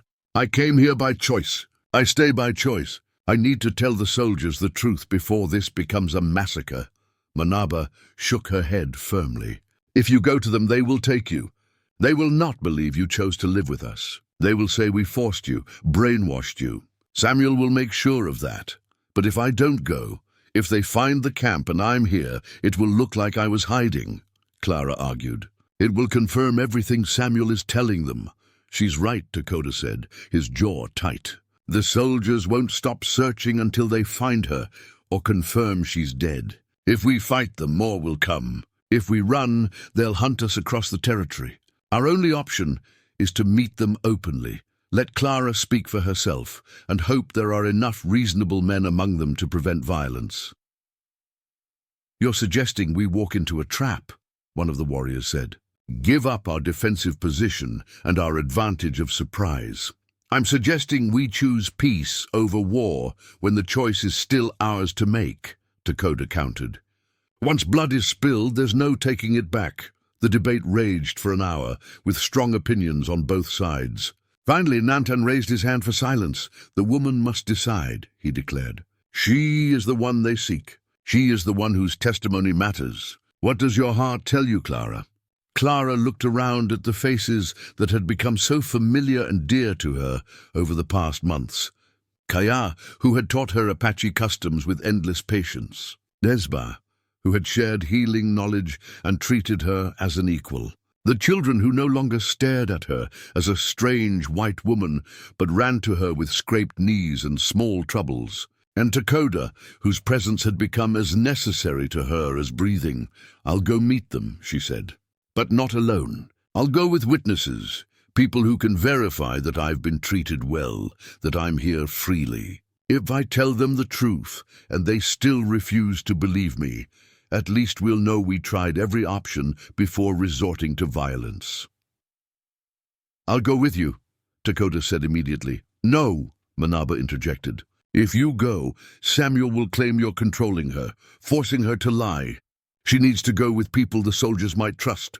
She turned to Clara. "You'll take Kaya and Desba, 2 Apache women who the soldiers can see are not warriors, not threats. And you'll take Thomas Brennan from the settlement if we can get word to him in time."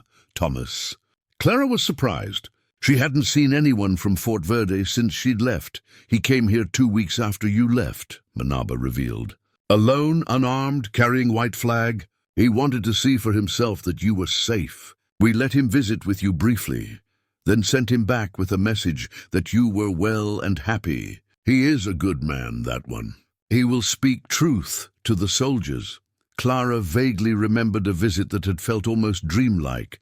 She'd been so absorbed in learning Apache ways that her old life seemed like a distant memory. But yes, Thomas had come. He had seen her working alongside Kaya, had heard her laughing, had observed how naturally she moved through the camp. He would be a powerful witness. "Send riders to bring Thomas here," Nantan decided. "We have 2 days to prepare. Clara, you will practice what you'll say. Make them understand not just with words, but with how you stand, how you speak, how you carry yourself. Show them you are not a victim, but a woman who has found her true home." The next 2 days were a flurry of preparation and anxiety.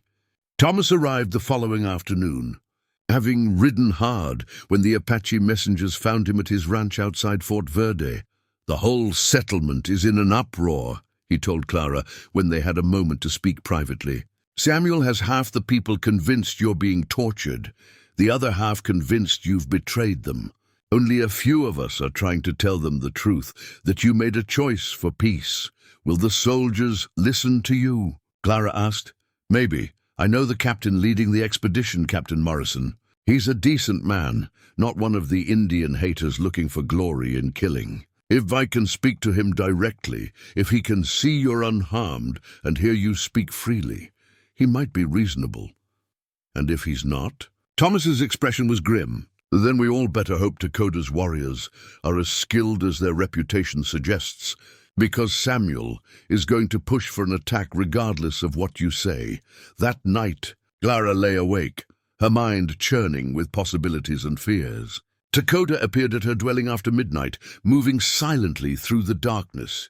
"Couldn't sleep either?" he asked, settling beside her. "Too much at stake," Clara admitted. "If this goes wrong tomorrow, people will die. Maybe including you." "Or including you," Takoda countered. "If the soldiers decide to take you by force, I won't let them. Neither will any of my warriors. We'll fight if we must. That's what terrifies me," Clara said. "I came here to prevent bloodshed, not cause it. If people die tomorrow because of me, then they die because of Samuel's pride and the army's policies and centuries of mistrust and hatred," Takoda interrupted firmly. "Not because of you. You've done nothing but try to build bridges. Whatever happens is not your fault." Clara leaned against him, drawing strength from his solid presence. "How did this become so complicated? 3 months ago, all I did was pull a man from a river. Now the fate of an entire camp might rest on what I say to a cavalry captain." "You touched something when you pulled me from that water," Takoda said quietly. "You touched a possibility that both our peoples need desperately, but are afraid to reach for. Peace, understanding, coexistence. Forces much larger than you or me don't want that possibility to succeed. They profit from war, from hatred, from keeping us separate and afraid. What we've built here threatens their power, so what do? We fight for it, Dakota said simply. Not with weapons, though we'll use those if we must. We fight for it by refusing to give up, by standing together, by showing everyone watching that another way is possible. He turned to face her, his eyes intense in the moonlight. Tomorrow, you stand before those soldiers and you tell them your truth. You show them what you've found here. And no matter what they say or do, you remember that you are not alone. I stand with you. My people stand with you. And that is worth more than any army. Clara kissed him then, pouring all her fear and hope and love into the gesture. Whatever happened tomorrow, she would face it knowing she had found something rare and precious, a place where she belonged completely, and a man who saw her exactly as she was and loved her for it. Dawn came too quickly. Clara dressed carefully in a mixture of Apache and settler clothing, a visual representation of the bridge she'd become. She wore a buckskin dress that Kaya had made for her, but over it she wore her father's old coat, a link to her past life. She braided her hair in the Apache style, but left her father's medical bag visible, a symbol of her profession that transcended tribal boundaries. Kaya and Desba dressed similarly, marking themselves as Apache but choosing items that made them look less foreign to white eyes. Thomas wore his regular settler clothes, respectable and unthreatening.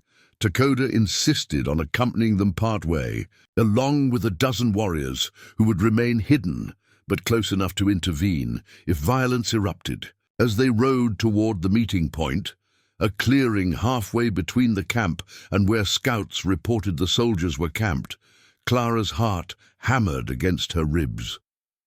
They reached the clearing by mid-morning. A white flag flew from a pole Thomas had brought, the universal symbol of parley. They dismounted and waited, standing in clear view, showing they had nothing to hide. The soldiers appeared an hour later, 3 full companies as the scout had reported, nearly 150 men on horseback. They approached in formation, disciplined and ready for combat. At their head rode an officer with silver in his beard and weathered features that spoke of long service in harsh territory. Captain Morrison, Clara assumed, and beside him, looking triumphant and vindictive, rode Samuel Garrett. The soldiers halted 20 yards away. Captain Morrison studied the small group before him, his expression carefully neutral. Samuel, by contrast, looked almost gleeful. "There she is," Samuel shouted.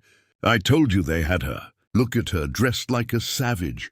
They've clearly broken her mind." "Be quiet, Mr. Garrett," Captain Morrison said sharply. He dismounted and walked forward slowly, his hands visible and empty of weapons. Thomas stepped forward to meet him. "Captain Morrison, I'm Thomas Brennan from Fort Verde. We've met before." "I remember you, Brennan. You're supposed to be a reasonable man. So tell me what's going on here. Is Miss Whitmore being held against her will?" "No, Captain, she's not. And she can tell you herself." Thomas gestured to Clara. Clara stepped forward, forcing herself to walk with confidence rather than fear. She stopped a few feet from the captain and met his gaze directly.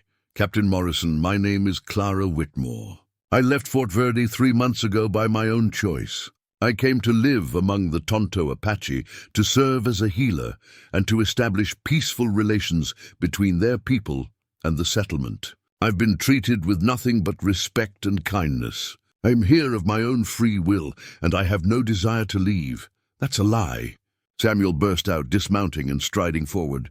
"They've brainwashed her. Look at how she's dressed, how she speaks. This isn't the Clara we knew." "Actually it is," Thomas interjected. "It's just the first time she's been allowed to be herself, without judgment or constraint. I visited her at the Apache camp, Captain. I've seen with my own eyes that she's happy and healthy and doing good work as a healer for both peoples." Captain Morrison ignored Samuel and focused on Clara. "Miss Whitmore, I need you to be very clear. If you're being coerced, if there's any threat against you that's forcing you to say these things, you can tell me. My men will protect you. I appreciate your concern, Captain, but it's misplaced," Clara said firmly. "The only coercion I ever experienced was in my old life, where I was pressured to marry men I didn't love, judged for my independence and valued only for my usefulness rather than my humanity. Here I found respect, purpose, and genuine community. The only threat to me right now is the possibility that your soldiers will try to force me to return to a life I freely chose to leave." "She's lying," Samuel insisted, his face reddening with rage. "Or they've used some kind of Indian medicine to cloud her mind." "Captain, you can't believe this." "What I believe, Mr. Garrett, is that Miss Whitmore seems perfectly capable of speaking for herself," Captain Morrison said coolly. He turned back to Clara. "These Apache women with you, can they verify your treatment?" Desba stepped forward. In halting but clear English, she said, "Clara is healer. She worked with me, saved many lives when the fever came. She learn our ways, respect our customs. She is free to leave any time. She stays because she wants to stay," Kaya added. "She is my friend. I teach her our language, our ways. She teach me English better, teach me healing. We are equals. She is not a prisoner. She is my sister." Captain Morrison looked thoughtful, processing what he was hearing against what he'd been told to expect. Samuel, seeing his narrative crumbling, made a fatal mistake. He lunged forward, grabbing Clara's arm roughly. "I'm taking you back whether you like it or not," he snarled. "You're going to marry me and stop this nonsense." He didn't finish the sentence. Takoda appeared from the tree line like a shadow made flesh, moving with terrifying speed. He had Samuel on the ground in seconds, a knife at his throat. His voice deadly calm. "You touch her again, you die." The soldiers raised their rifles instantly, but Captain Morrison held up his hand, stopping them from firing. The hidden Apache warriors materialized from the forest. A dozen arrows pointed at the soldiers, the standoff perfectly balanced on a knife's edge. "Everyone stand down," Morrison commanded. "Now!" "He attacked her," Takoda said, his knife still pressed to Samuel's throat. "In front of witnesses. By your own laws, I defend her. You're defending her pretty well for someone who's supposedly just a neutral party in this," Morrison observed. Then to Clara, "Who is this man to you?" Clara made a decision in that moment, one that would define everything that followed. "He's Takoda, the leader of this Apache band, and he's the man I love, the man I choose to be with. That's the real reason Samuel is so angry. His pride was wounded when I refused his proposals. And now he's using you and your soldiers to try to force me back into the life he thinks I should have." The admission hung in the air, transforming everything. Morrison's expression shifted from confusion to understanding to something like sympathy. "Let him up," Morrison said to Takoda. "And put those weapons away," he called to his soldiers. "Mr. Garrett, you're under arrest for assault." "What?" Samuel spluttered as Takoda released him, and two soldiers moved to restrain him. "You can't arrest me." "I was trying to rescue her." "You were trying to kidnap a woman who has clearly stated she doesn't want to go with you," Morrison said. "That's assault and possibly attempted kidnapping. You'll face charges when we return to the fort." As Samuel was led away, still protesting, Morrison turned to Clara and Takoda, who now stood side by side. "This isn't what I expected to find," the captain admitted. "The report said the Apache were holding a white woman hostage. Instead, I find a woman who's chosen to live among them, who's in love with one of their leaders, and who seems to be doing exactly what she wants to do." "Will you leave us in peace?" Clara asked. "Or do your orders require you to take me back regardless of my wishes?" Morrison was quiet for a long moment, weighing duty against conscience. "My orders were to rescue a captive white woman." "You're clearly not a captive. As far as I'm concerned, I found no hostages, no evidence of wrongdoing, and no reason to take military action." He looked at Takoda. "I can't protect you from other units or from orders that might come down in the future. But I'll report that this band has peaceful relations with Fort Verde, that they're harboring no hostages, and that they've shown no hostile intent. That might buy you some time. That's all we ask," Takoda said. "Time to prove that peace is possible." Morrison nodded slowly. "I hope you're right. God knows we could use some good news in this territory." He remounted his horse. "Miss Whitmore, if you ever change your mind, If you ever need help, send word to Fort Apache. Ask for me specifically. I'll make sure you're treated fairly. Thank you, Captain, Clara said, genuinely grateful. For listening, for seeing the truth instead of just what you expected to see. As the soldiers prepared to leave, Thomas approached Clara one final time. The settlement will hear about this, he said quietly. About you and Dakota. Some people will understand, others won't. But I'll make sure everyone knows you made your choice freely, that you're happy, that you're doing good work. Thank you, Thomas, Clara said, embracing him. For standing with me, for being a bridge when I needed one. That's what friends do, Thomas replied. Besides, watching Samuel get arrested was worth the ride alone. As the soldiers departed, the tension drained from the clearing. The Apache warriors emerged fully from their hiding places, weapons lowered but ready. Clara felt her legs weaken with relief, and Dakota caught her, holding her steady. You did it, he said softly. You faced them down. You told your truth. And they listened. We did it, Clara corrected. Together, that night the camp celebrated. The threat had passed without violence, a rare victory that tasted sweeter for its improbability. Clara sat beside Dakota at the central fire, their hands clasped openly for all to see, no longer hiding what had grown between them. Manaba approached, her expression softer than Clara had ever seen it. You have proven yourself many times over, the elder woman said. But today you proved something even more important. You proved that you will fight for us, risk everything for this community you've chosen. That is the truest test of belonging. I found my home here, Clara said simply. Where else would I go? Manaba smiled, a rare expression that transformed her stern features. You are Apache now in all the ways that matter. Welcome home, daughter. As the fire burned low and people drifted to their dwellings, Clara and Dakota remained, watching the stars emerge in their familiar patterns. There will be more challenges, Dakota said. The army will return eventually. The pressure to relocate to reservations will increase. The peace we've bought today is temporary. Then we'll face those challenges when they come, Clara replied. Together, one day at a time, one choice at a time, until peace becomes not just possible, but inevitable. Dakota pulled her close, and they sat in comfortable silence, two people from different worlds who had found each other across impossible divides.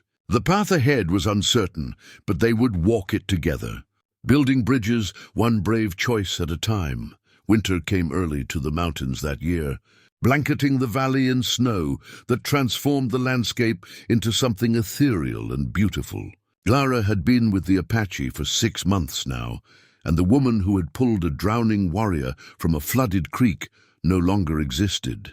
In her place was someone stronger, more confident, more fully herself than she had ever been.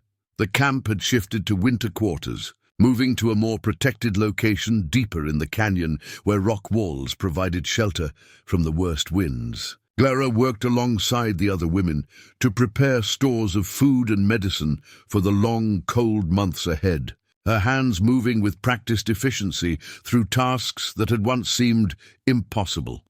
Her relationship with Dakota had deepened into something profound and unshakable. They had married in the Apache way, a ceremony that bound them not just to each other, but to the entire community. Clara wore a wedding necklace of turquoise and silver that Dakota had crafted himself, and her dwelling had become their dwelling, a home they built together. But peace, as Dakota had predicted, was temporary. The messenger arrived on a bitter January morning, riding hard through snow that came up to his horse's knees. He was from a neighboring Apache band, and his news sent ripples of alarm through the camp. The army has issued new orders, he reported to the assembled council. All Apache in the territory are to report to San Carlos Reservation by the 1st of March. Any band that refuses will be considered hostile and will be forcibly relocated. They're sending 5 companies to enforce the order. The council chamber erupted in angry voices. San Carlos was known as a death trap, overcrowded and disease-ridden, with corrupt agents who sold the supplies meant for the Apache and left them to starve. We cannot go there, Nantan said, his voice heavy with years of witnessing his people's suffering. Better to die fighting in our homeland than to die slowly in that place of death. If we fight, we'll be slaughtered, another elder argued. They have guns, cannons, unlimited reinforcements. We have arrows and courage, but that won't be enough against an army. What about running? A younger warrior suggested. Moving deeper into the mountains where they can't find us. They'll hunt us forever, Dakota said. We'll spend the rest of our lives running, never safe, never settled. Our children will grow up knowing only fear and flight. Is that the life we want for them? The debate raged for hours, with no clear solution emerging. Clara listened, her heart breaking for the impossible choice facing these people who had become her family. Every option seemed to lead to death or destruction. Finally, she stood, and the room fell silent. A white woman speaking in council was still unusual enough to command attention. There might be another way, she said carefully. Captain Morrison promised that if we could prove peaceful coexistence was possible, it might give the army pause. What if we didn't just tell them but showed them? What if we invited officials, newspaper reporters, even government representatives to come here and see for themselves what we've built? Why would they come? Manaba asked skeptically.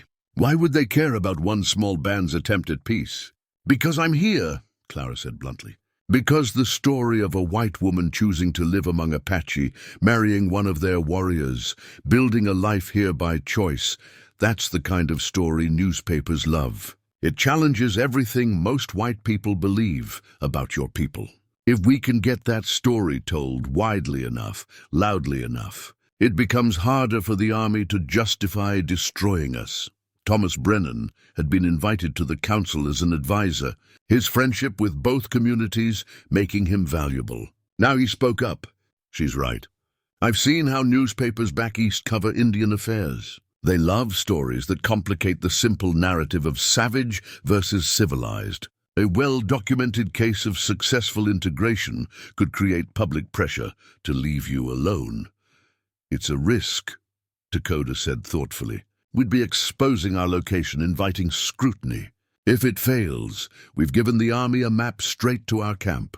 Every choice is a risk now, Clara countered. But this risk at least gives us a chance to control our own narrative, to show the world who you really are, rather than letting others define you. The council debated late into the night. Finally, they reached a consensus. They would try Clara's approach, but with conditions. They would invite only carefully selected individuals, reporters known for fair coverage, officials who had shown sympathy to indigenous peoples, religious leaders who had spoken against the worst abuses, and they would prepare to flee immediately if the situation turned dangerous. Over the next month, letters were sent through Thomas's contacts. Clara wrote passionately about her experiences, about the community she'd found, about the peaceful coexistence that was possible when people chose understanding over hatred. She described Desba's healing wisdom, Kaya's kindness, the children's laughter, the warrior's honor. She painted a picture of humanity that contradicted every savage stereotype. The response was overwhelming. 3 newspapers wanted to send reporters. A prominent clergyman from Boston expressed interest in visiting. Even a junior congressman who sat on the Indian Affairs Committee indicated he might come if his schedule allowed. But with interest came danger. Word spread about the unusual Apache band with a white woman living among them. Some saw it as a human interest story. Others saw it as an opportunity for violence. Samuel Garrett, released from custody on a technicality and burning with humiliation, began organizing a group of vigilantes. He spread rumors that Clara was being held captive, that the Apache were using her as a shield for their raids, that the entire peaceful coexistence story was an elaborate lie. "We need to rescue her and punish those savages," Samuel declared at gatherings in Fort Verde and surrounding settlements. "We need to show them that white women aren't their playthings." His message found eager ears among men who needed little excuse to attack Apache. Within weeks, he had assembled a force of 30 armed volunteers, all eager to be heroes in their own twisted narrative. The warning came from an unexpected source. A young man from Fort Verde, barely 18, rode into the Apache camp at night and asked to speak with Clara. His name was Daniel, and he looked terrified but determined. "My father is riding with Samuel," he told Clara and the assembled council. "They're planning to attack in 3 days. They're going to try to rescue you and kill anyone who resists. They think they're doing a good thing." He looked around at the Apache faces watching him. "But I've been listening to Mr. Brennan talk about what you've built here. I don't think my father understands that you chose this, that these people aren't monsters. I thought someone should warn you. You're betraying your own people," one of the warriors said, not without respect in his tone. "That takes courage." "I'm trying to prevent a massacre," Daniel replied. "That seems more important than loyalty to a group of men who are in the wrong." Clara embraced the young man. "Thank you. You may have saved many lives today on both sides." The camp mobilized immediately. Women and children were sent to a hidden location higher in the mountains. Warriors prepared defensive positions, but Clara had another idea, one that made Dakota deeply uneasy. "Let me meet them before they attack," she proposed. "Let me stand in front of their guns and tell them the truth." "They know me." "They won't shoot me." "You don't know that," Dakota said, his voice tight with fear. "Samuel wants you dead or compliant. If he can't have you, he'll kill you rather than let you be with me." "Then you and the warriors stay hidden but close," Clara said. "If shooting starts, you intervene. But if I can stop this with words, if I can make them see reason, isn't that worth trying?" The debate was fierce, but Clara was adamant. She had started this path by choosing peace over violence, by seeing humanity where others saw only enemies. She would continue that path even if it meant putting herself directly in danger. On the morning Samuel's vigilantes were expected, Clara stood alone in the clearing at the entrance to the valley. She wore a simple dress she'd sewn herself, combining Apache and settler styles. Her father's medical bag sat at her feet. Behind her, hidden in the rocks and trees, Dakota and his warriors waited, ready to protect her at any cost. The vigilantes appeared on schedule, 30 men on horseback, armed with rifles and hatred. Samuel led them, his face twisted with vindictive satisfaction when he saw Clara standing alone. "There she is," he shouted. "Clara, get away from here. We've come to save you." "I don't need saving, Samuel," Clara called back, her voice carrying clearly across the distance. "I've told you this before. I'm here by choice. You don't know what you're saying." Samuel dismounted and walked toward her, his men following. "They've poisoned your mind, made you think you want this life. But we're here now. We're taking you back where you belong." "I belong here," Clara said firmly. "With my husband, with my community, with people who respect me and value me for who I am. Your husband." Samuel's face went purple with rage. "You married that savage? You degraded yourself, degraded your race, degraded everything decent people stand for." "I married a man who treats me with honor and kindness," Clara replied. "Which is more than I can say for you, Samuel. You never wanted me. You wanted to own me, to control me, to force me into a shape that pleased you. That's not love. That's possession. Enough talk." Samuel raised his rifle, aiming it directly at Clara. "You come with us now, or I'll kill you and everyone hiding in those rocks. I know they're there. I know your precious Apache are watching. But they won't move fast enough to save you if I pull this trigger." In that moment, time seemed to slow. Clara saw Samuel's finger tightening on the trigger. She saw the madness in his eyes, the certainty that he was righteous in his hatred. She saw the other men behind him, some looking uncertain now, some as eager for violence as Samuel himself, and she made a choice. "Then shoot me," Clara said calmly. "Kill me right here in front of all these witnesses. Murder an unarmed woman who refuses to obey you. Show everyone here exactly what kind of man you are." Samuel hesitated, his finger still on the trigger. The clearing had gone utterly silent. "She's right, Samuel," one of the other men said quietly. "This ain't a rescue anymore. This is murder. I didn't sign up for murder. She's brainwashed," Samuel insisted. "She doesn't know what she's saying." "I know exactly what I'm saying," Clara said. "I'm saying that I'm a free woman making free choices. I'm saying that the Apache have shown me more respect and kindness than I ever received in white society. I'm saying that love exists across boundaries when we're brave enough to see it. And I'm saying that if you kill me for choosing my own life, you prove that everything I've said about the cruelty and intolerance of people like you is true. More men were lowering their weapons now, looking uncomfortable.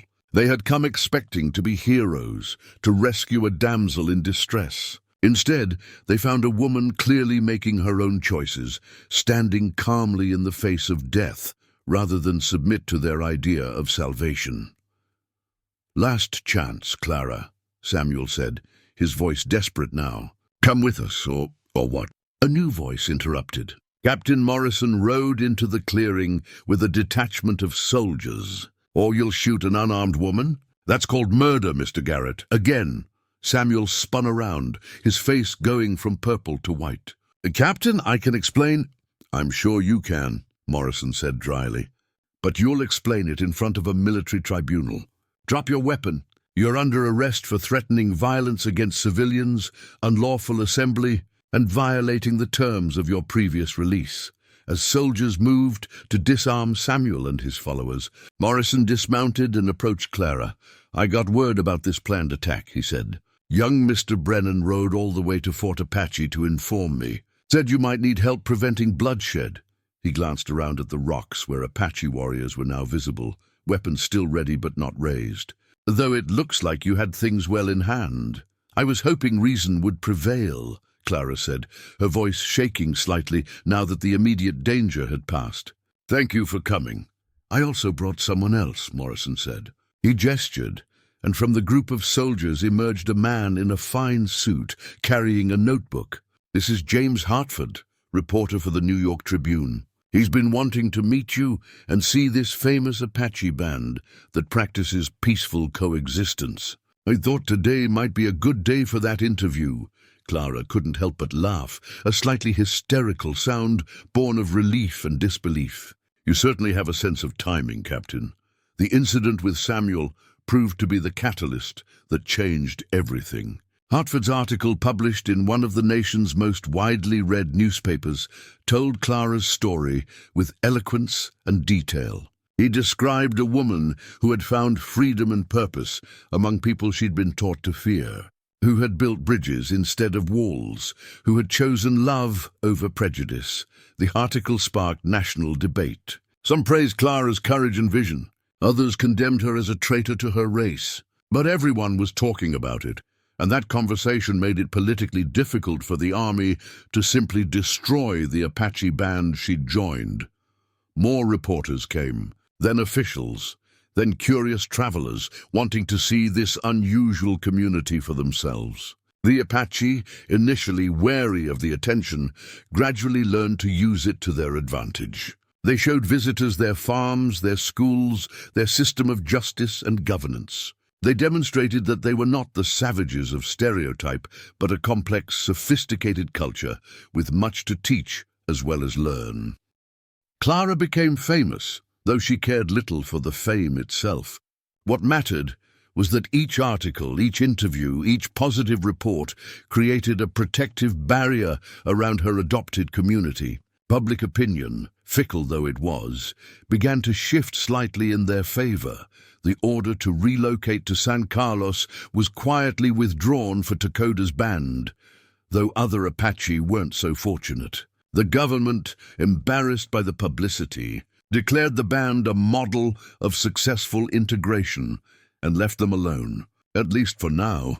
Samuel Garrett was sentenced to 10 years in prison for attempted murder. His vigilante followers scattered, some genuinely reformed by witnessing Clara's courage, others simply moving on to new hatreds.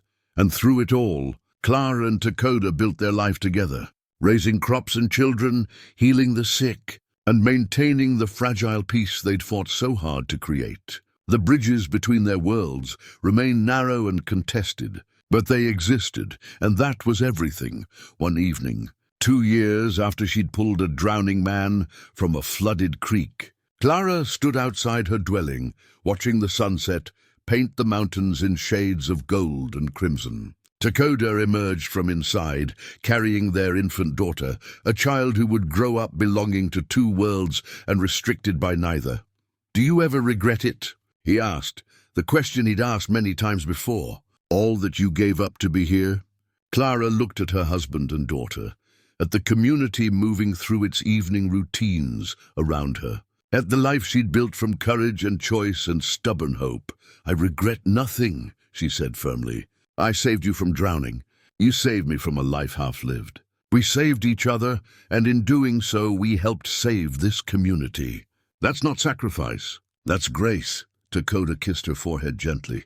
"Tomorrow, 3 more families from Fort Verde are coming to visit. Thomas says they're interested in learning how we live, possibly even joining us." Clara smiled. The bridge she'd started building was growing stronger, wider, more permanent. "Then tomorrow we welcome them, teach them, show them what's possible when we choose understanding over fear." As darkness fell and stars emerged, Clara reflected on the strange path that had brought her here. A drowning man, a desperate rescue, a choice that had seemed impossible, but had proved to be the most right choice of her life. She had come to Apache territory expecting nothing. She had found everything, and in the finding, she had helped create something rare and precious, proof that 2 worlds could not just coexist, but could enrich each other, could learn from each other, could build something new and beautiful from their differences rather than their divisions. The journey that had started in a flooded creek had led her home, and she would spend the rest of her life defending that home, expanding it, making it a beacon of hope for everyone who believed that peace was possible, even in the most unlikely circumstances. She had been told she was theirs. She had discovered she was exactly where she was meant to be. 10 years had passed since the day Clara Whitmore pulled a drowning Apache warrior from a flooded creek. The woman who stood now in the valley, silver threading through her hair, bore little resemblance to the uncertain settler who had once lived on the outskirts of Fort Verde. Tolerated but never truly belonging, the community had grown beyond anyone's expectations. What had started as one Apache band and one white woman had evolved into something unprecedented, a thriving settlement where Apache and white families lived side by side, learning from each other, building something entirely new from their combined traditions. 37 families now called the Valley home. Some were Apache, who had fled the horrors of San Carlos Reservation. Others were white settlers who had grown weary of the endless cycle of violence and hatred. A few were mixed families like Clara and Dakota's, their children embodying the possibility of a future where such divisions no longer mattered. Clara stood at the edge of the healing garden she had cultivated over the years, a place where Apache medicinal plants grew alongside herbs from her father's journals. Desba had passed away 3 winters ago, but before she died, she had made Clara promise to continue teaching their combined healing knowledge to anyone who wished to learn. Now young people of both cultures came to study under Clara, learning that medicine transcended tribal boundaries. "Mother," a voice called from across the garden. Clara turned to see her eldest daughter running toward her, 12-year-old Aita, whose name meant first to dance in Apache. Behind her came Clara's 2 sons, both racing to keep up with their sister's longer legs. "Thomas Brennan is here," Aita said breathlessly when she reached Clara. "He brought more people who want to see our community. And he says there's important news from the territorial government." Clara wiped the dirt from her hands and headed toward the main meeting area, where Thomas stood speaking with Dakota and several council members. Thomas's hair had gone completely gray, and his face bore the lines of a man who had weathered many difficult years, but his eyes still held the kindness that had made him the first to support Clara's radical choice. "Clara," Thomas greeted her warmly, embracing her like the old friend he was. "I've brought a delegation from Santa Fe. They've been hearing about our community for years, and they wanted to see it for themselves." He gestured to 3 well-dressed individuals standing nearby. "This is Governor Mitchell, his wife Elizabeth, and their advisor, Mr. Chen." The governor stepped forward, his expression one of genuine curiosity rather than the skepticism Clara had learned to expect from officials. "Mrs. Whitmore, or should I say Mrs. Dakota?" I've read so much about you and this remarkable community. I had to see it with my own eyes. Either name is fine, Clara said with a smile. I answer to both. Welcome to our home. What brings you all this way? Several things, Governor Mitchell replied. But first, I'd simply like to tour your settlement if you'd be willing. I want to understand how you've achieved what so many said was impossible. Over the next several hours, Clara and Dakota led the delegation through the community. They showed them the school where Apache and white children learned together, studying both cultures' histories and traditions. They visited the communal farms where families worked side by side, sharing agricultural techniques that combined Apache knowledge of the land with settler innovations. They demonstrated the trading post that had become a hub for peaceful commerce between the community and surrounding settlements. Governor Mitchell observed everything with keen interest, asking thoughtful questions and listening carefully to the answers. His wife Elizabeth was particularly fascinated by Clara's healing garden and the collaborative medical approach that had saved countless lives over the years. This is extraordinary, the governor said as they concluded the tour. You've created something I've never seen anywhere else in the territory, a genuine integration where both cultures maintain their identities while creating something new together. It wasn't easy, Dakota said, and it's not perfect. We still have disagreements, still struggle with misunderstandings born from different worldviews. But we've committed to working through those difficulties together rather than allowing them to divide us. Which brings me to the real reason for my visit, Governor Mitchell said. The territorial legislature is considering a new law that would recognize this community as a special administrative zone, with unique status that protects it from relocation orders and gives you significant autonomy in how you govern yourselves. It would be the first of its kind. Clara felt her heart leap with hope. What would that mean exactly? It would mean legal protection for what you've built here, the governor explained. Recognition that your community serves as a model for peaceful coexistence. Federal troops couldn't forcibly relocate anyone from here. You'd have the right to make your own laws, as long as they don't contradict federal statutes. Essentially, you'd be granted the space to continue this experiment in integration without constant threat of interference. Why now? Dakota asked, his tone cautious. Why, after 10 years of ignoring us or treating us as a curiosity, would the government suddenly want to protect us? Governor Mitchell's expression grew serious. Because the alternative is becoming untenable. The reservation system is failing catastrophically. Disease, starvation, corruption. It's a humanitarian disaster that's finally starting to reach the newspapers back east. Congress is facing pressure to find better solutions. Your community represents one possible answer. If we can show that indigenous peoples and settlers can live together peacefully and prosperously, it might point the way toward a different future. You want to use us as propaganda, Manaba said, her voice sharp. She had been listening from the edge of the group, and now she stepped forward. To justify policies that benefit the government while our people continue to suffer elsewhere. I won't lie to you, the governor said, meeting her gaze directly. Yes, there's a political element to this, but that doesn't make the protection any less real or valuable. You've built something precious here. I'm offering you a way to preserve it, to ensure it survives beyond this generation. Isn't that worth accepting help, even if the help comes with complicated motivations? The community held a council that evening to debate the governor's proposal. Arguments flowed passionately on all sides. Some saw it as a trap, a way for the government to control them through seemingly generous terms. Others viewed it as the best chance they had to secure a future for their children. Still others questioned whether they wanted official recognition at all, preferring to remain independent, even if it meant remaining vulnerable. Clara listened to all the voices, but she didn't speak until near the end, when Dakota invited her to share her thoughts.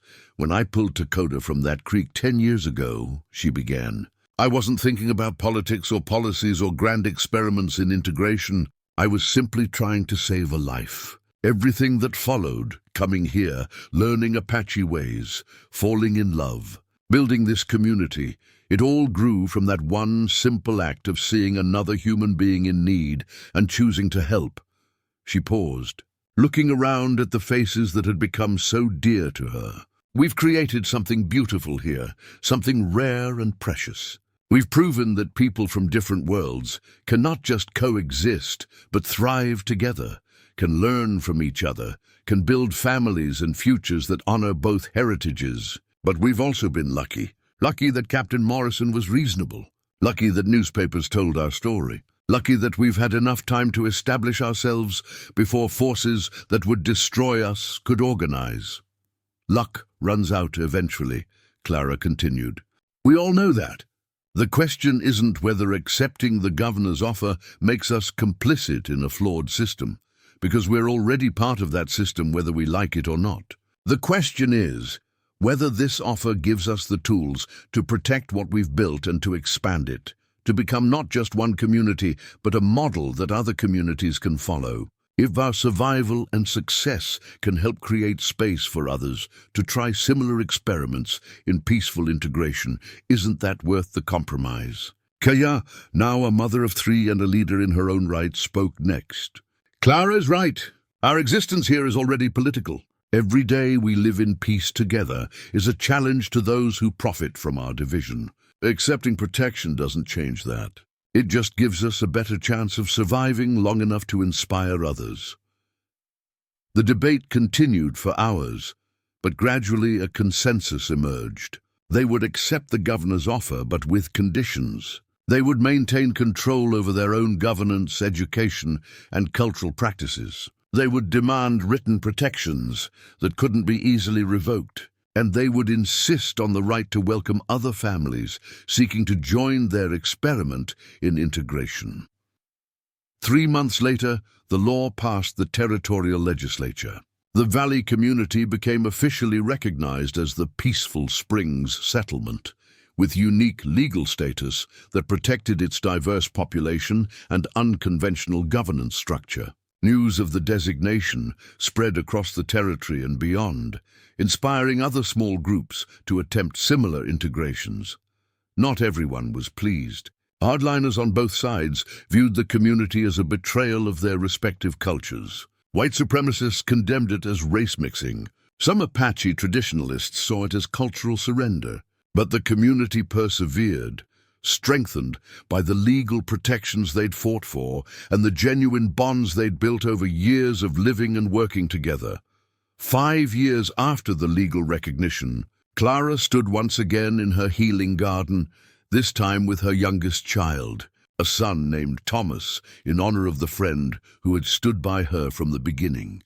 She was teaching him to identify medicinal plants, passing down the combined knowledge that Desba had shared with her. Dakota joined them, walking with a slight limp now, a legacy of an old injury that had been poorly healed before Clara reset the bone. Despite his graying hair and the lines on his face, he moved with the same quiet dignity that had first captured Clara's attention when he climbed out of the flooded creek all those years ago. "Do you remember what you told me the first night in your cabin?" Dakota asked, settling beside Clara on the garden bench. "When I asked why you saved me, I said you were a human being," Clara replied. "That my father taught me a healer helps whoever needs help, regardless of which side they fight for. You also said that letting someone die when you could save them would make you less than you wanted to be," Dakota continued. "That phrase has stayed with me all these years. You could have been less brave, less principled, less willing to sacrifice comfort for conviction, but you chose to be more. And in choosing to be more, you saved far more than one drowning man." Clara took his hand, calloused from decades of hard work and marked with scars from old battles. "We saved each other," she said softly, "and together we helped save an idea that both our peoples desperately needed. The idea that our shared humanity is stronger than our differences, that love and respect can cross any boundary if we're brave enough to let them." Young Thomas looked up from the plant he'd been examining. "Mother, father, do you think what we have here will last?" Will people keep choosing peace instead of fighting? It was the question that haunted every parent in the community, the uncertainty that came with building something new in a world still dominated by old hatreds. "I don't know," Clara answered honestly. "Peace is always more fragile than war.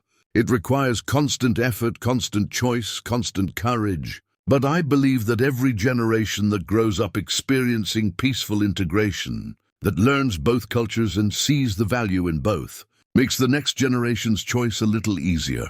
"Your mother is right," Dakota added. "Change doesn't happen all at once. It happens one person, one family, one community at a time.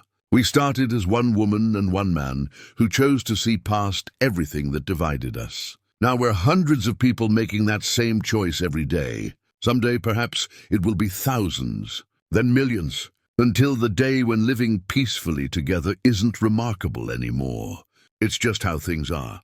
That evening, the community gathered for one of their regular celebrations, a tradition they'd developed that blended Apache and settler customs into something uniquely theirs. There was music from both cultures, food that combined traditional recipes, stories told in multiple languages. Children ran and played without concern for which heritage their playmates came from. Elders from both communities sat together, sharing wisdom and jokes.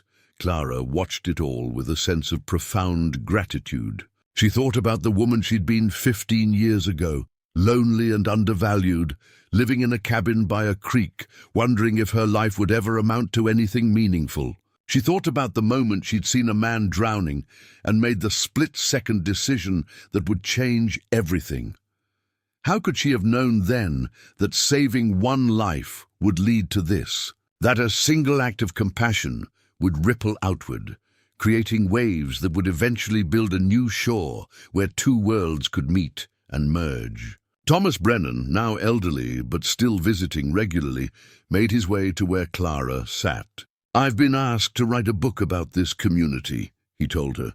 "About how it started, how it's grown, what it means for the future. But I told them I can't write it without your help. You're the heart of this story, Clara. You always have been." "I'm just one person who made one choice," Clara protested. "Everyone here has contributed equally to building this community." "That's where you're wrong," Thomas said gently. "Everyone here made brave choices, yes. But you made the first one, the impossible one, the one that everyone said couldn't and shouldn't be done. You crossed a line that almost no one had the courage to cross, and you did it not for glory or recognition, but simply because you saw a human being who needed help. That's what makes your story worth telling, not because you're special, but because you prove that any of us can choose courage over fear, compassion over hatred, hope over despair." As the celebration continued around them, Clara reflected on Thomas's words. She had never sought to be a hero or a symbol. She had simply tried to live according to her principles, to honor her father's teachings, to see people as people, regardless of the categories others tried to impose on them. But perhaps that was the real lesson of her story. Perhaps heroism wasn't about grand gestures or dramatic moments. Perhaps it was about the accumulation of small, brave choices made daily in the face of fear and opposition. Perhaps it was about pulling one drowning person from a creek and then spending the rest of your life building bridges so that fewer people drowned in the rivers of hatred and misunderstanding that divided communities. Dakota appeared at her side, their children gathering around them. 3 generations now called Peaceful Springs home, each generation carrying forward the legacy of that first impossible choice. "What are you thinking about?" Dakota asked, seeing the faraway look in Clara's eyes. "I'm thinking about water," Clara said with a smile. "How the same creek that nearly took your life brought us together. How something destructive became something creative. How floods reshape landscapes, washing away old formations and creating new possibilities. We're still being reshaped," Dakota observed. "Still being created anew by the choices we make." "Yes," Clara agreed. "And I wouldn't have it any other way." As stars emerged in the darkening sky, Clara felt the weight and lightness of her years in this valley. The weight of responsibility, of maintaining what they'd built against forces that would destroy it. But also the lightness of belonging, of love freely given and returned, of purpose fulfilled. She had saved a drowning man. He had returned with 50 warriors and claimed her as his own. And in being claimed, she had found herself. In being his, she had become fully herself. In crossing the boundary that divided their peoples, she had discovered that the boundary was illusion, that underneath the surface differences lay a shared humanity waiting to be recognized. The story that had started with one woman pulling one man from floodwaters had become a story about entire communities, pulling each other toward safety, toward understanding, toward a future where peace was not just possible but inevitable. Clara Whitmore Takoda had lived a life that mattered. She had built bridges that would outlast her. She had proven that love transcends boundaries, that courage creates possibilities, and that one person choosing compassion can change the world. Not bad for a woman who had once been dismissed as a spinster nurse with no prospects, living in a cabin by a creek, waiting for her life to begin. Her life had begun the moment she chose to save a drowning enemy. Everything else was simply the beautiful, complicated, difficult, joyful unfolding of that one brave choice. Up next, you've got 2 more standout stories right on your screen. If this one hits the mark, you won't want to pass these up. Just click and check them out! And don't forget to subscribe and turn on the notification bell so you don't miss any upload from us.